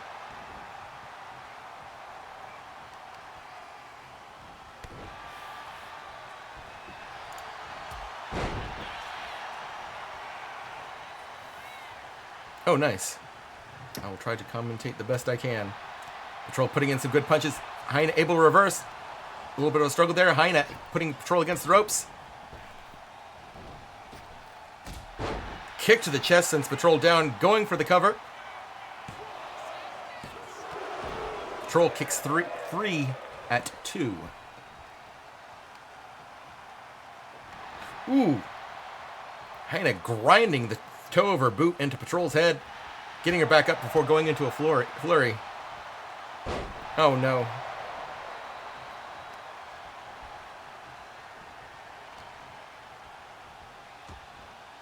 Patrol refusing to get dragged into the corner by Hyena. Sliding kick sends Hyena down in her own corner. Patrol dragging her away into the center of the ring, not wanting the rope break, not wanting assistance from her ally.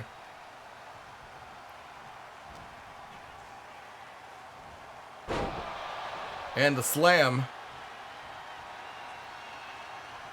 Patrol feeling the work is done, tagging in Tabby. Fantastic night all around. Yeah, for real. Both contenders going for the leap, missing the other.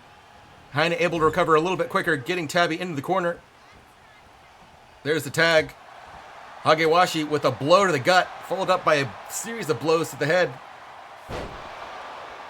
Getting the suplex.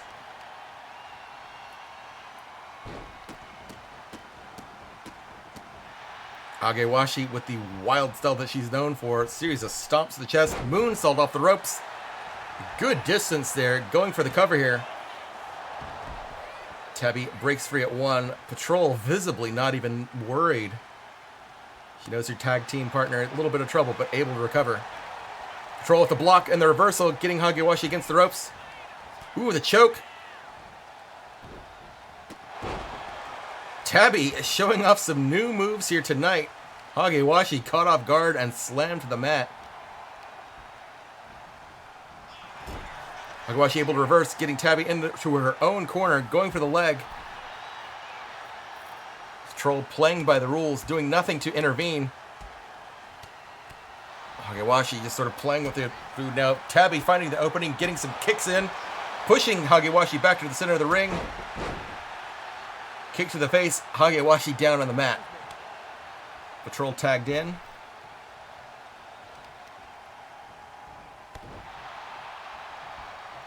Doing damage to the ankle.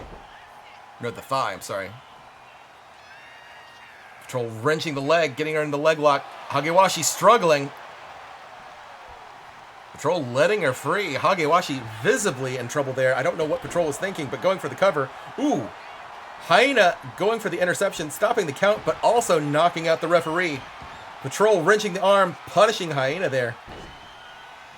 I think she got a good piece of it too. Hyena wrenching or holding the arm as she kind of passed out, seemingly for the moment, or at least trying to recover. Hagewashi and Patrol going at it now. 3 people down inside the ring. Patrol going for the leap off of the corner, landing on Hyena. Referee still down and out. It is anyone's guess as to when they might be able to step back in. Hagewashi able to reverse it, but quickly grabbed by Patrol after recovering. The referee and Hyena standing back up, rising. Hyena trying to get back in. Ooh! Hagewashi coming from behind. Referee trying to warn Hyena to get out of the ring. Hagewashi from the top of the corner. And the stomp.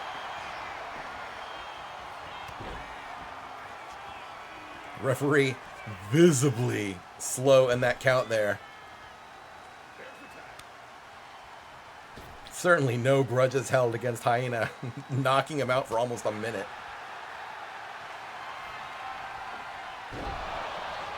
Going for the slam. Hyena going for the cover.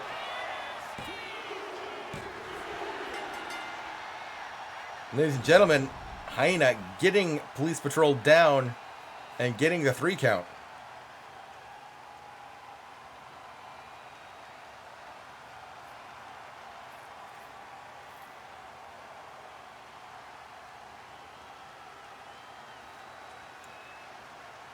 Definitely a good night for Tabby to shine despite the loss. Showing off a lot of new maneuvers and tricks. Hagewashi for most of the fight having trouble finding her footing and getting a leg up.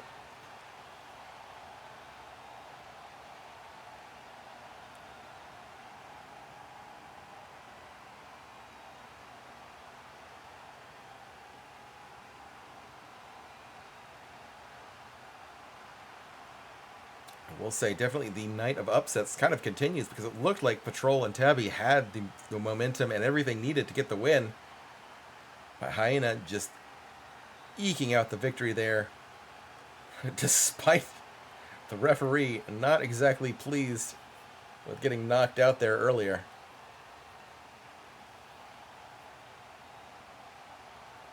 I will say it is a little bit interesting why Tabby didn't step in to break it up.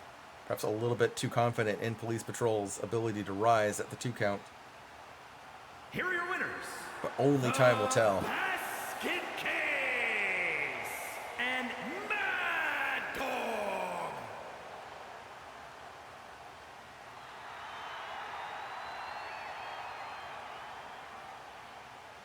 Is Twitch messing up? I wouldn't be surprised. Because, like I was saying at the start of my stream, it completely wrecked my stream manager, like on the website, where you like get to see when ads are coming up and the stream info and everything. I completely had to rebuild it, and that's part of why the stream was so late tonight.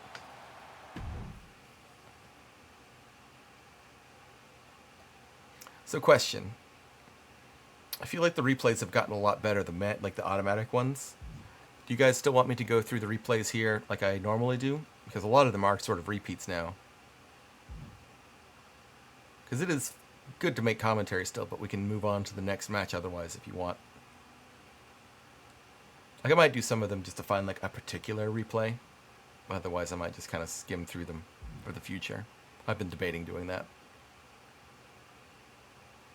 Yeah, as you can see here, just Patrol showing up, doing a lot of good damage against Tagewashi. But Hyena, certainly the MVP of their team here tonight, seizing the win for them. Nice to highlight particular ones. Alright, that's fair. I might just be a little bit quicker with them then. Just sort of like, yep, here's this one.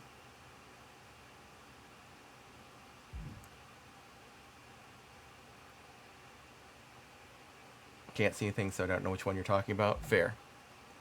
Basically, so like when the match goes, it will do some automatic replays. It's just like back to back. It's like, here's a cool thing and here's a cool thing. And then you can manually go back in and look at the replays. It's more so you can save them, I think, but also just kind of go at your own pace. So that would be the idea. I'll ask in Discord chat as well. But I think I'll kind of go with just the more quick rundown of them and then just focus in on some of them, depending on what they give us. Because sometimes I'll look and they don't have the one I want. So it is what it is. Part of it is the game just sort of does what it wants and you have to kind of react to it. Because it used to be like it did it like this and it was really bad at it and you had to do this instead. But now it's sort of like, So it's silly. But silly aside, we are moving on to the penultimate match of the night. Ladies and gentlemen, the introduction of the global title. And none other than Yua herself steps into the ring against the one and only Tora, who stands to seize the grasp from this chaotic momentum. It is ego versus ego, dramatic versus whatever you want to call Tora. Coming up here next on the UAW. For serious. For absolute serious.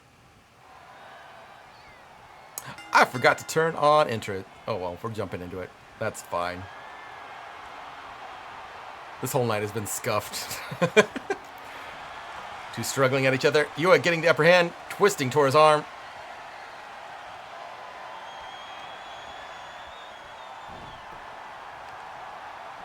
Yua wrenching the arm, not giving Tora a moment to kind of recenter and break free.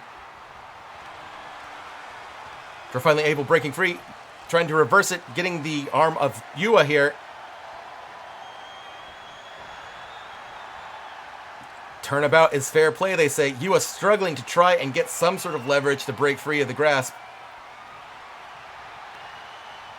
Yua finally able to reverse it, getting Tora behind the arm behind her back.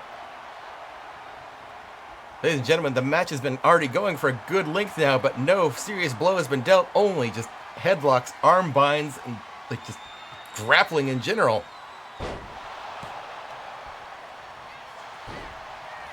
You with the slam, going for the cover. Tora breaking free at the one. Tora thrown against the ropes, up and over. Tora landing square in her back. Yua channeling her strength. Yua determined, almost seemingly trying to rip Tora's arm out from the socket.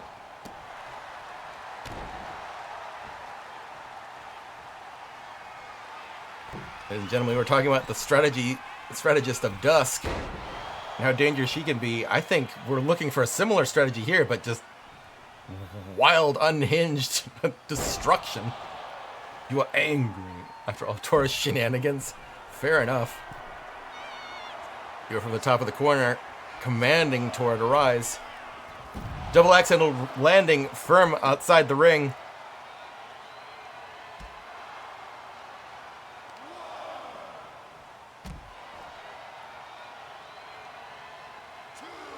We're doing damage to Tora's thigh outside the ring. Referee trying to break it up, get them back inside.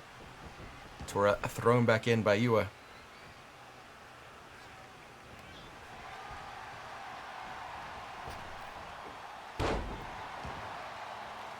Yua off the ropes, slamming down. Once again, channeling her strength.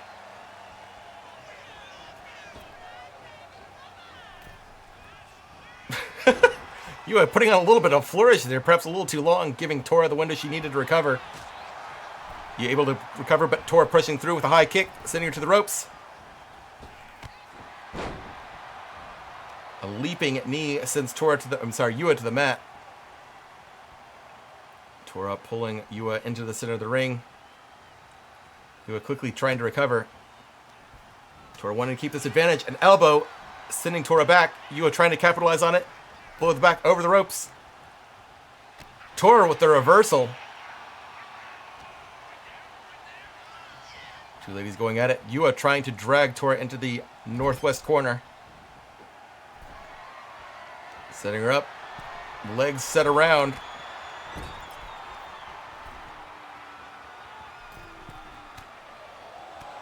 Yua trying to set something up here. Tora breaking free. Slamming Yua back down. Yua was just about ready to unleash a vicious drop, but Tora breaking free, and now Tora lining it up, and there's the kick. Going for the cover. Signature blow dealt. Yua recovering at 2. Tora quickly regrouping, regathering, planning it. Not taking things a chance, going in for the headlock. Tora's ultimate attack. Tora letting her go.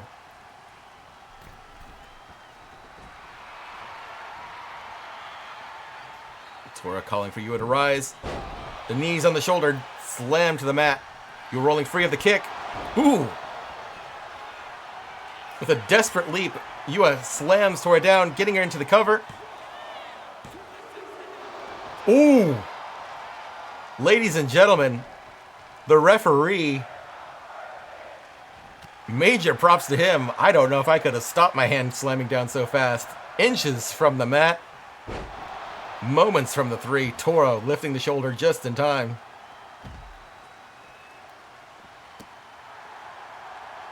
Tora rolling outside to recuperate. Yua following close behind. Now with the knee drop.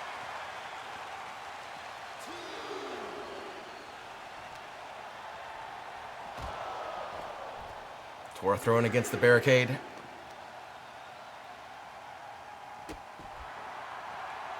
Tora rolling free at the 4.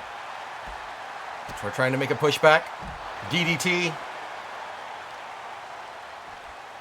Tora wrenching the arm. Halfway through the count outside. Tora completely unconcerned and going for her signature kick.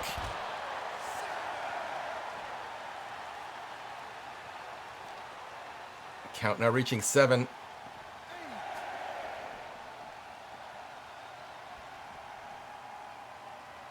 Looked like Tora was going to throw Yua in, but stopping at the 9. Both ladies back inside just in time. Yua with an elaborate pin here. Tora able to roll free.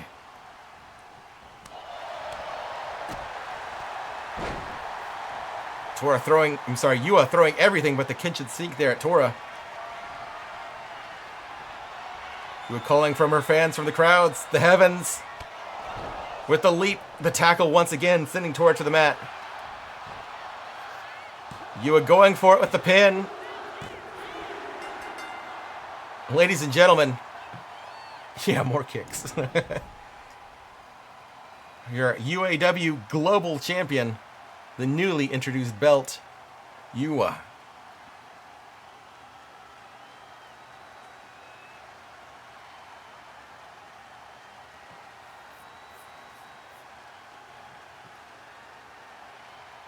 will say, most curious of all, Tora having the advantage outside the ring simply could have thrown Yua away, winning it on the 10 count outside the ring. You could definitely see her kind of contemplating it there, but simply allowing her to re-enter at her own pace. I need to turn that cheer back up. It used to be super loud and I overdid it. It's really annoying because the audio thing does not represent how it actually sounds. Like, it's way too loud, so it's really tough to gauge.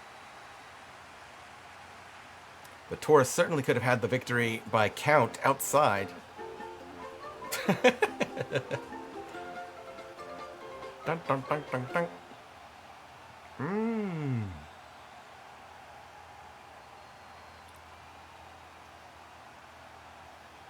Sorry, Troy, please don't be mad at me. She's not here right now, I think. I think she would have said something by now. She definitely would have said something by now for the Tora matchup. Here is your winner. But for the VOD later, I think it will be appreciated. All-Star Wrestling Global Champion, Bad Attitude, Bad the Dragon. Oh, terrible. I keep forgetting you have all those titles for your introduction.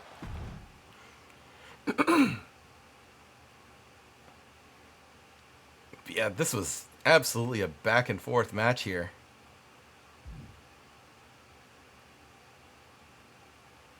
Just the reversals, especially early on.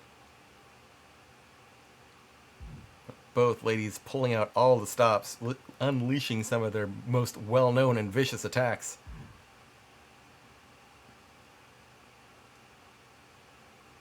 Yeah, there it is. Boom.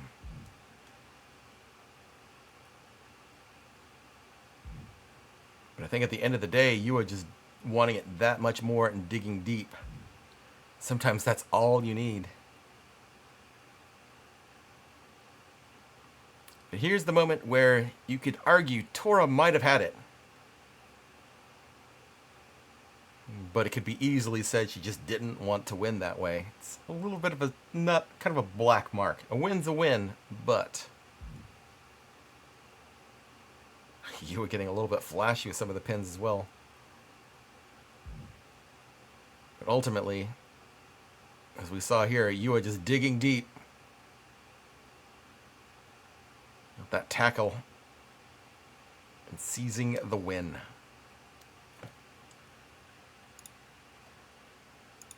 Ladies and gentlemen, it's been a wild ride, but we're not done yet. The last belt to be introduced into the UAW in 2K25 here tonight, the Universal Belt. Some of the strongest contenders in UAW history step into the ring, and one of the most wild matchups you may see for time to come. Legendary contenders in their own right, Stell, DJ Doggo, and Pinbun step into the ring, but only one will rise tonight as the Universal UAW Champion.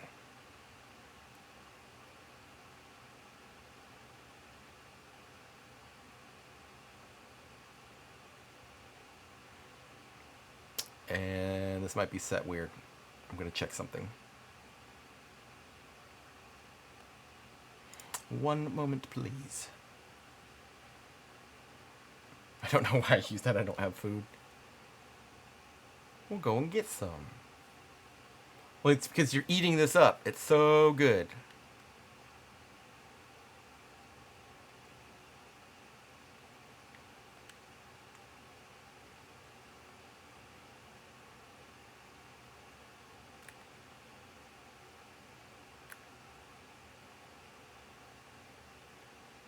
Yep, that's what I'm working on. There's also another thing that had me worried, but we're going to see.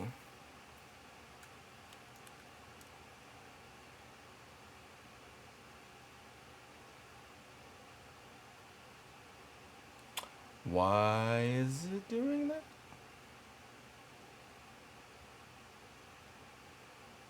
I was right. It has Iron Table 5-way for 3 people. I don't know how it did that. Why is it doing that? Man, this game. I swear.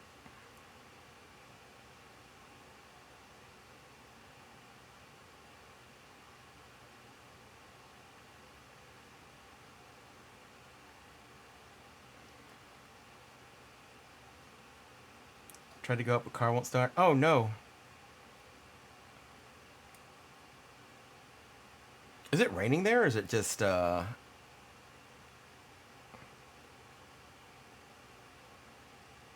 Okay, there we go. Something completely reset that match, and I don't know why. And I'm glad I caught it and checked it, because that was super weird.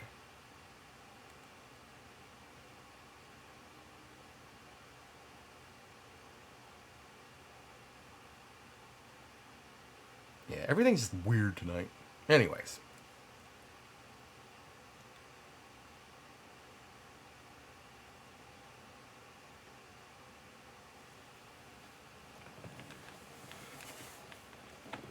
All right. It might have messed things up still, but we're going to go for it, because the main part of it's right.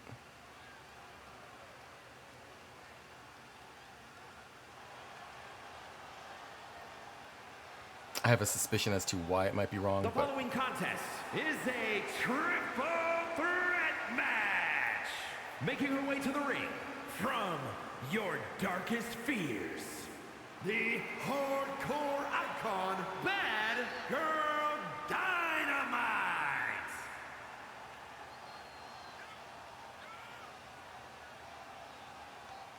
So we'll say if something, if this messes up, it's because the game messed up, even though I tried to fix it. So it might be nothing, but if there's something wacky, you'll know. Have your area started lighting up? So I got starting. Alternator is clearly not kicking in. Oh.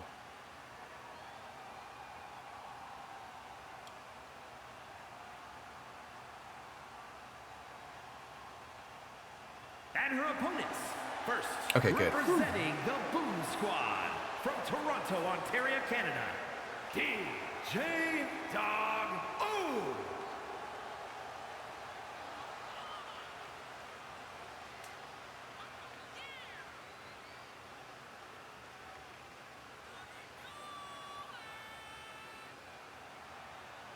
Doggo coming down the ramp alongside her manager Tia.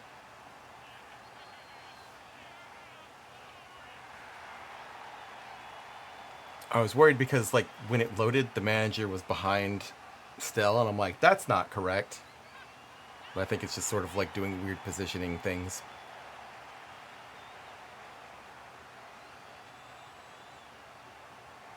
But as stated before some of the technical difficulties here, all 3 ladies stepping into the ring tonight, serious contenders in their own right.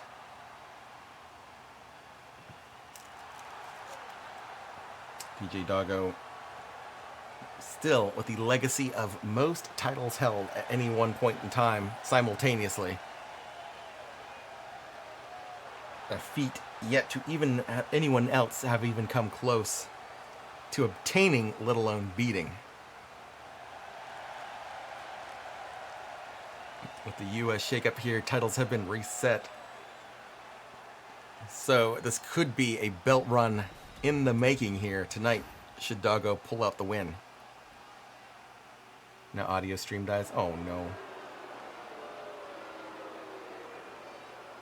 And accompanied by the Boss, representing the authority from out of this world, fallen hero Fox.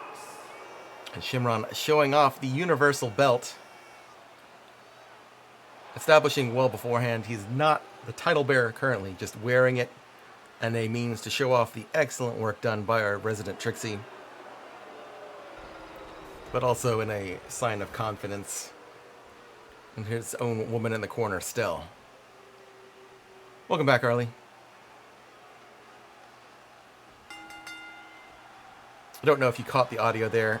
DJ Doggo stepping into the ring, accompanied by Tia.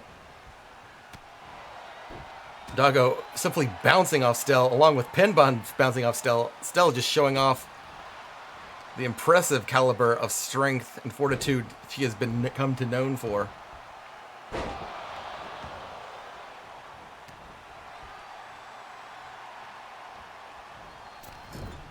Tricks with the moonsault. Ooh. Getting a little bit of a hit, but still landing firm on the mat. Tricks coming from behind. Stell breaking free. Still with a counter of her own. Pin coming from behind. It looks like the two maybe trying to get a little bit of damage done on Stell, but Doggo going for the counter on Stell. Stell throwing Doggo across the ring. Stell now turning her attention to Pin. Ooh. Falling a little bit short there. Doggo with a drop kick, nearly knocking Stell down, but Stell bouncing back, pushing firm, lifting Doggo over her shoulders, dropping face first into the mat.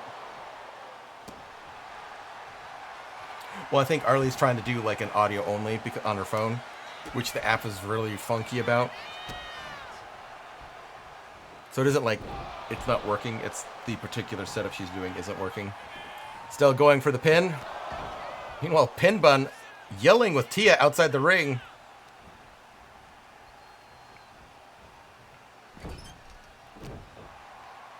Doggo sweeping a leg, knocking Stell down. Stell caught from behind, but able to reverse, getting Pin. Pin trying to kick. Pin getting knocked into the corner. Doggo trying to step in. Stell grabbing Doggo, pushing her to the opposite corner. Pin Bun trying to recuperate outside. Full body check sends Doggo to the mat after getting slammed into the turnbuckle. Stell going for the cover. Pin Bun trying to recover outside. Doggo breaking free at 1. Nearly 2. Doggo throwing the ropes. Caught by Pin. Pin caught off guard. Stell still continue her momentum.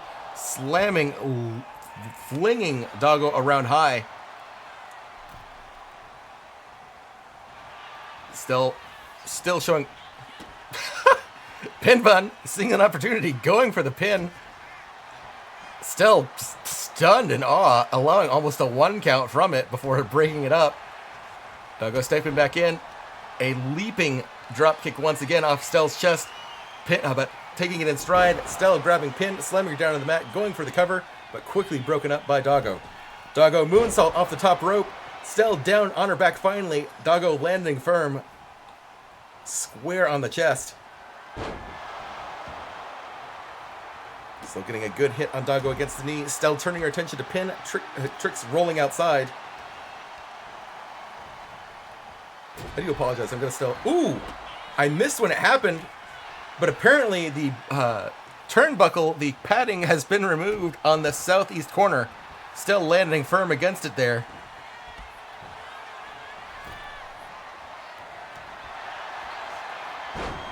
Still caught from behind by Doggo. Getting whipped around.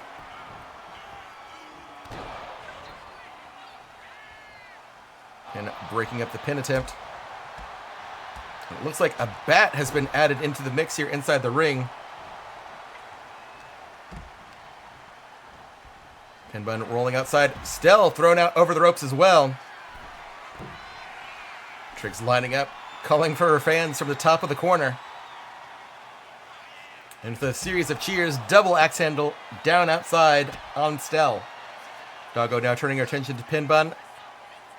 And with the booty shake, the standing moonsault. Tia standing in awe as Stell enters back into the fray outside the ring, grabbing Pin Bun, dragging her back to the ring. Looks like a momentary lapse there in a distraction from Tia. Doggo grabbing Stell. Stell getting slapped by Pin, then grabbed from behind by Doggo.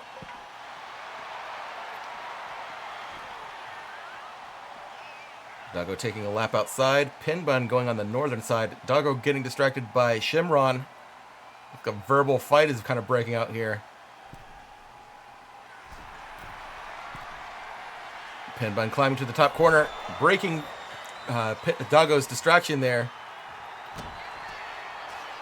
Doggo with a kick to Stell, knocking her to her knees.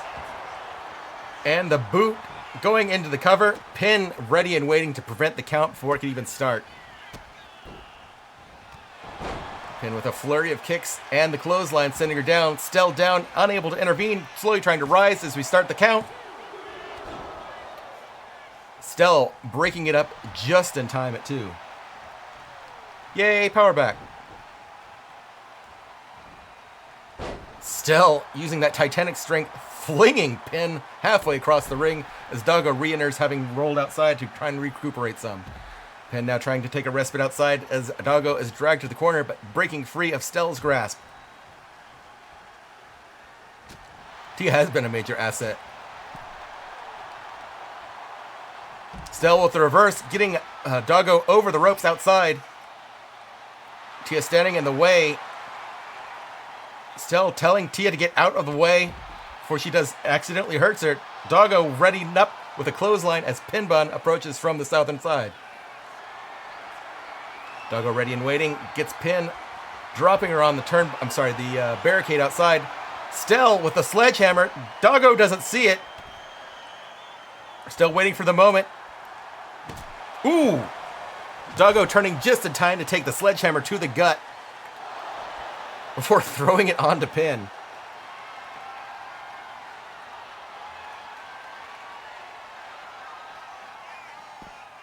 Still using the strength up and over. From the tremendous height, Doggo slammed on the mat outside. Pin trying to approach Stell. Stell quickly grabbing her. And the drop. Ladies and gentlemen, I think Stell is feeling it now, but quickly grabbed by Doggo. Stell able to reverse, throwing Doggo to the northern side. Ooh! Effortlessly flinging Doggo up the lighter frame. An easy target for Stell. Stell dropping, allowing her to drop onto the elbow. Stell returning inside. Pin hoping for a little bit more of a headbutt there, but falling just short. Getting knocked out by the drop kick by Stell. Stell getting caught off guard from behind. Able to see the clothesline coming from Doggo. Doggo using the momentum to try and get a moonsault off the top corner. Stell rolling in time, knocking Doggo down.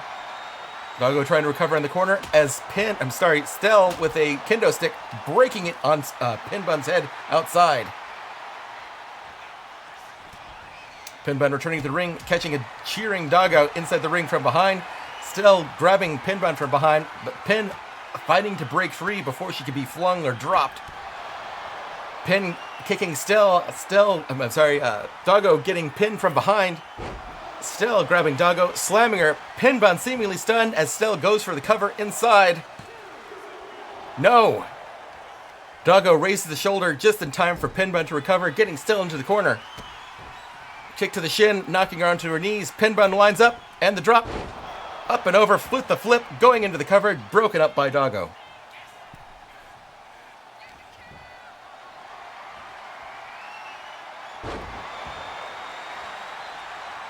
Doggo looking to win. Stell trying to rise to her feet. Stell a little too slow to rise. Doggo gets the 3 count and becomes UAW Universal Champion for the first time in its history.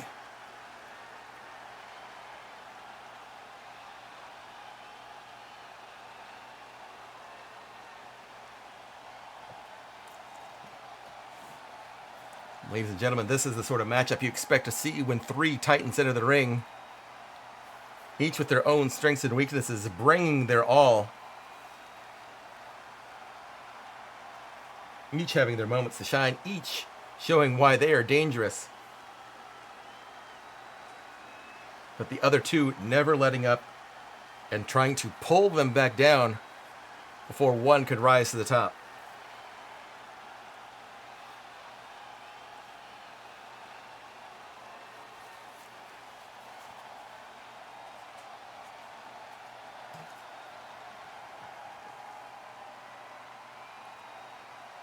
Now, with the past 2 weeks, many speculating already, what does this mean for Shimron? Making the call out last week, and then 2 of his members falling just short of title contentionship.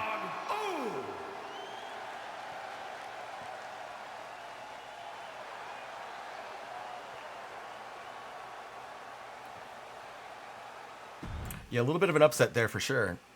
Patrol and Tabby having the run of the match for most of it. You could even tell that the crowd was a little bit shocked at the end. Boom! I do love how Pin just kind of spun around there, followed through a little too hard on the kick.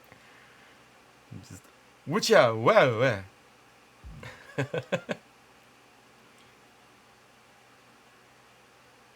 I did set the title, but then, yeah, like I was saying, this whole match was weird.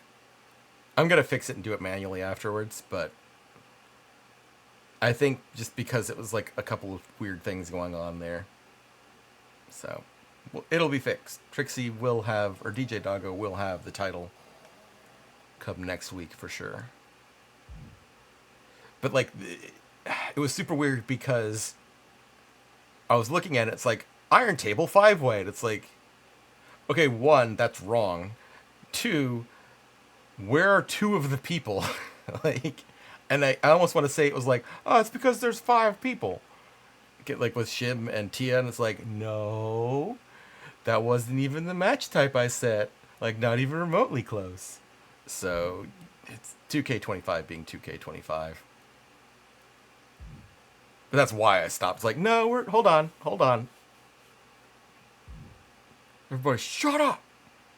Give me a second. But yeah, like that sequence of events, like Stella gets it, Pin breaks free, only to be kicked. Like, and then Stella turns and grabs Doggo right after. It's like, oh boy, oh man, this is. And then Pin's trying to recuperate. Like, Stella's going for the pin, breaks free.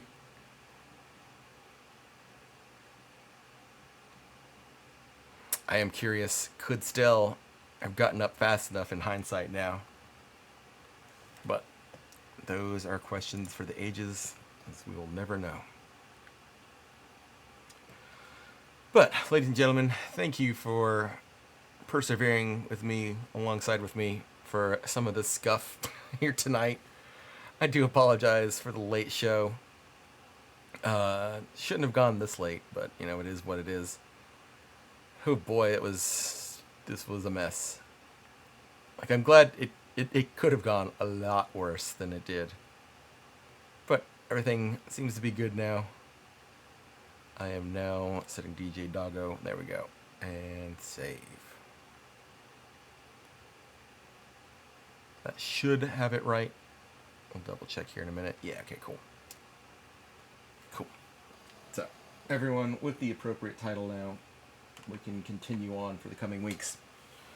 Who's to say what Shimron will do and how they will react, as well as other members of the UAW who had victory seized just outside their grasp. What does this mean for training regimens? What does this mean for contentionships in the future? And with more belts to seize along the way, the UAW is certainly in a very interesting and turbulent place as the era of UA continues. Oh, don't worry about it, Arlie. No, like, I saw it as, like, you weren't badgering me. I saw it more as, like, hey, you okay? You're not streaming, and I haven't heard anything. And, like, I put out a Blue Sky post, and I need to look into getting a bot. I'm taking some steps to getting a bot now, but I could have done a little bit better to inform you guys. Like, that wasn't your fault, and it's literally the power going out is basically an act of God. So, like, whatever. Like, don't worry about it. You're fine. If anything, it just shows you care. So, and I appreciate that. It just means you guys have come to like this show and kind of expect it. So, that's always a good thing. Oh, hey, people like this. People want to see it. You know? Sometimes you just think, like, oh, should I keep doing this? They seem to like it, I guess. Someone's like, where's the show? It's like, oh, okay, I guess you like it. But yes, thank you one and all for coming out here tonight. Plans for this week, as I was saying before, Zelda, I'm going to try and get Zelda in maybe Tuesday, maybe Friday. I'll see how some collab things, or maybe like Fridays seem to be kind of turning into more of like a hangout, kind of play multiplayer games with peeps, but we'll see. I might play Uma Musume for some of that as well, just to kind of show it off and tinker around. God hates you clearly. It's church today, and I already feel bad about that, more for mom than me. I think in the grand scheme of things, God knows you're trying. Like I will say, like, I'm agnostic, but it's also one of those things, like, if you're putting an effort forth, like, if God can't forgive that, then I don't know what, you know. Maybe that's too much for me to say, but I don't know why I'm agnostic. But anyways, religious commentary aside, I do really appreciate you guys coming out and hanging out. It is a lot of fun. I hope the rest of the week goes better for all of you. You especially, Arlie. I hope sending good vibes your way. Let's get this raid train going. Let's see who's up and running. If anybody we know and love. Ooh, let's go with some chill vibes here. Vapor Skull is playing some Balatro, a classic. I should get back into that. Balatro is a lot of fun. We'll get this going. But once again, thank you one and all for coming out, hanging out. Apologies again for the late start, but we got through it eventually. Persevered the best we could. Hope you all, again, have a great week, and see y'all next time. Have a good night.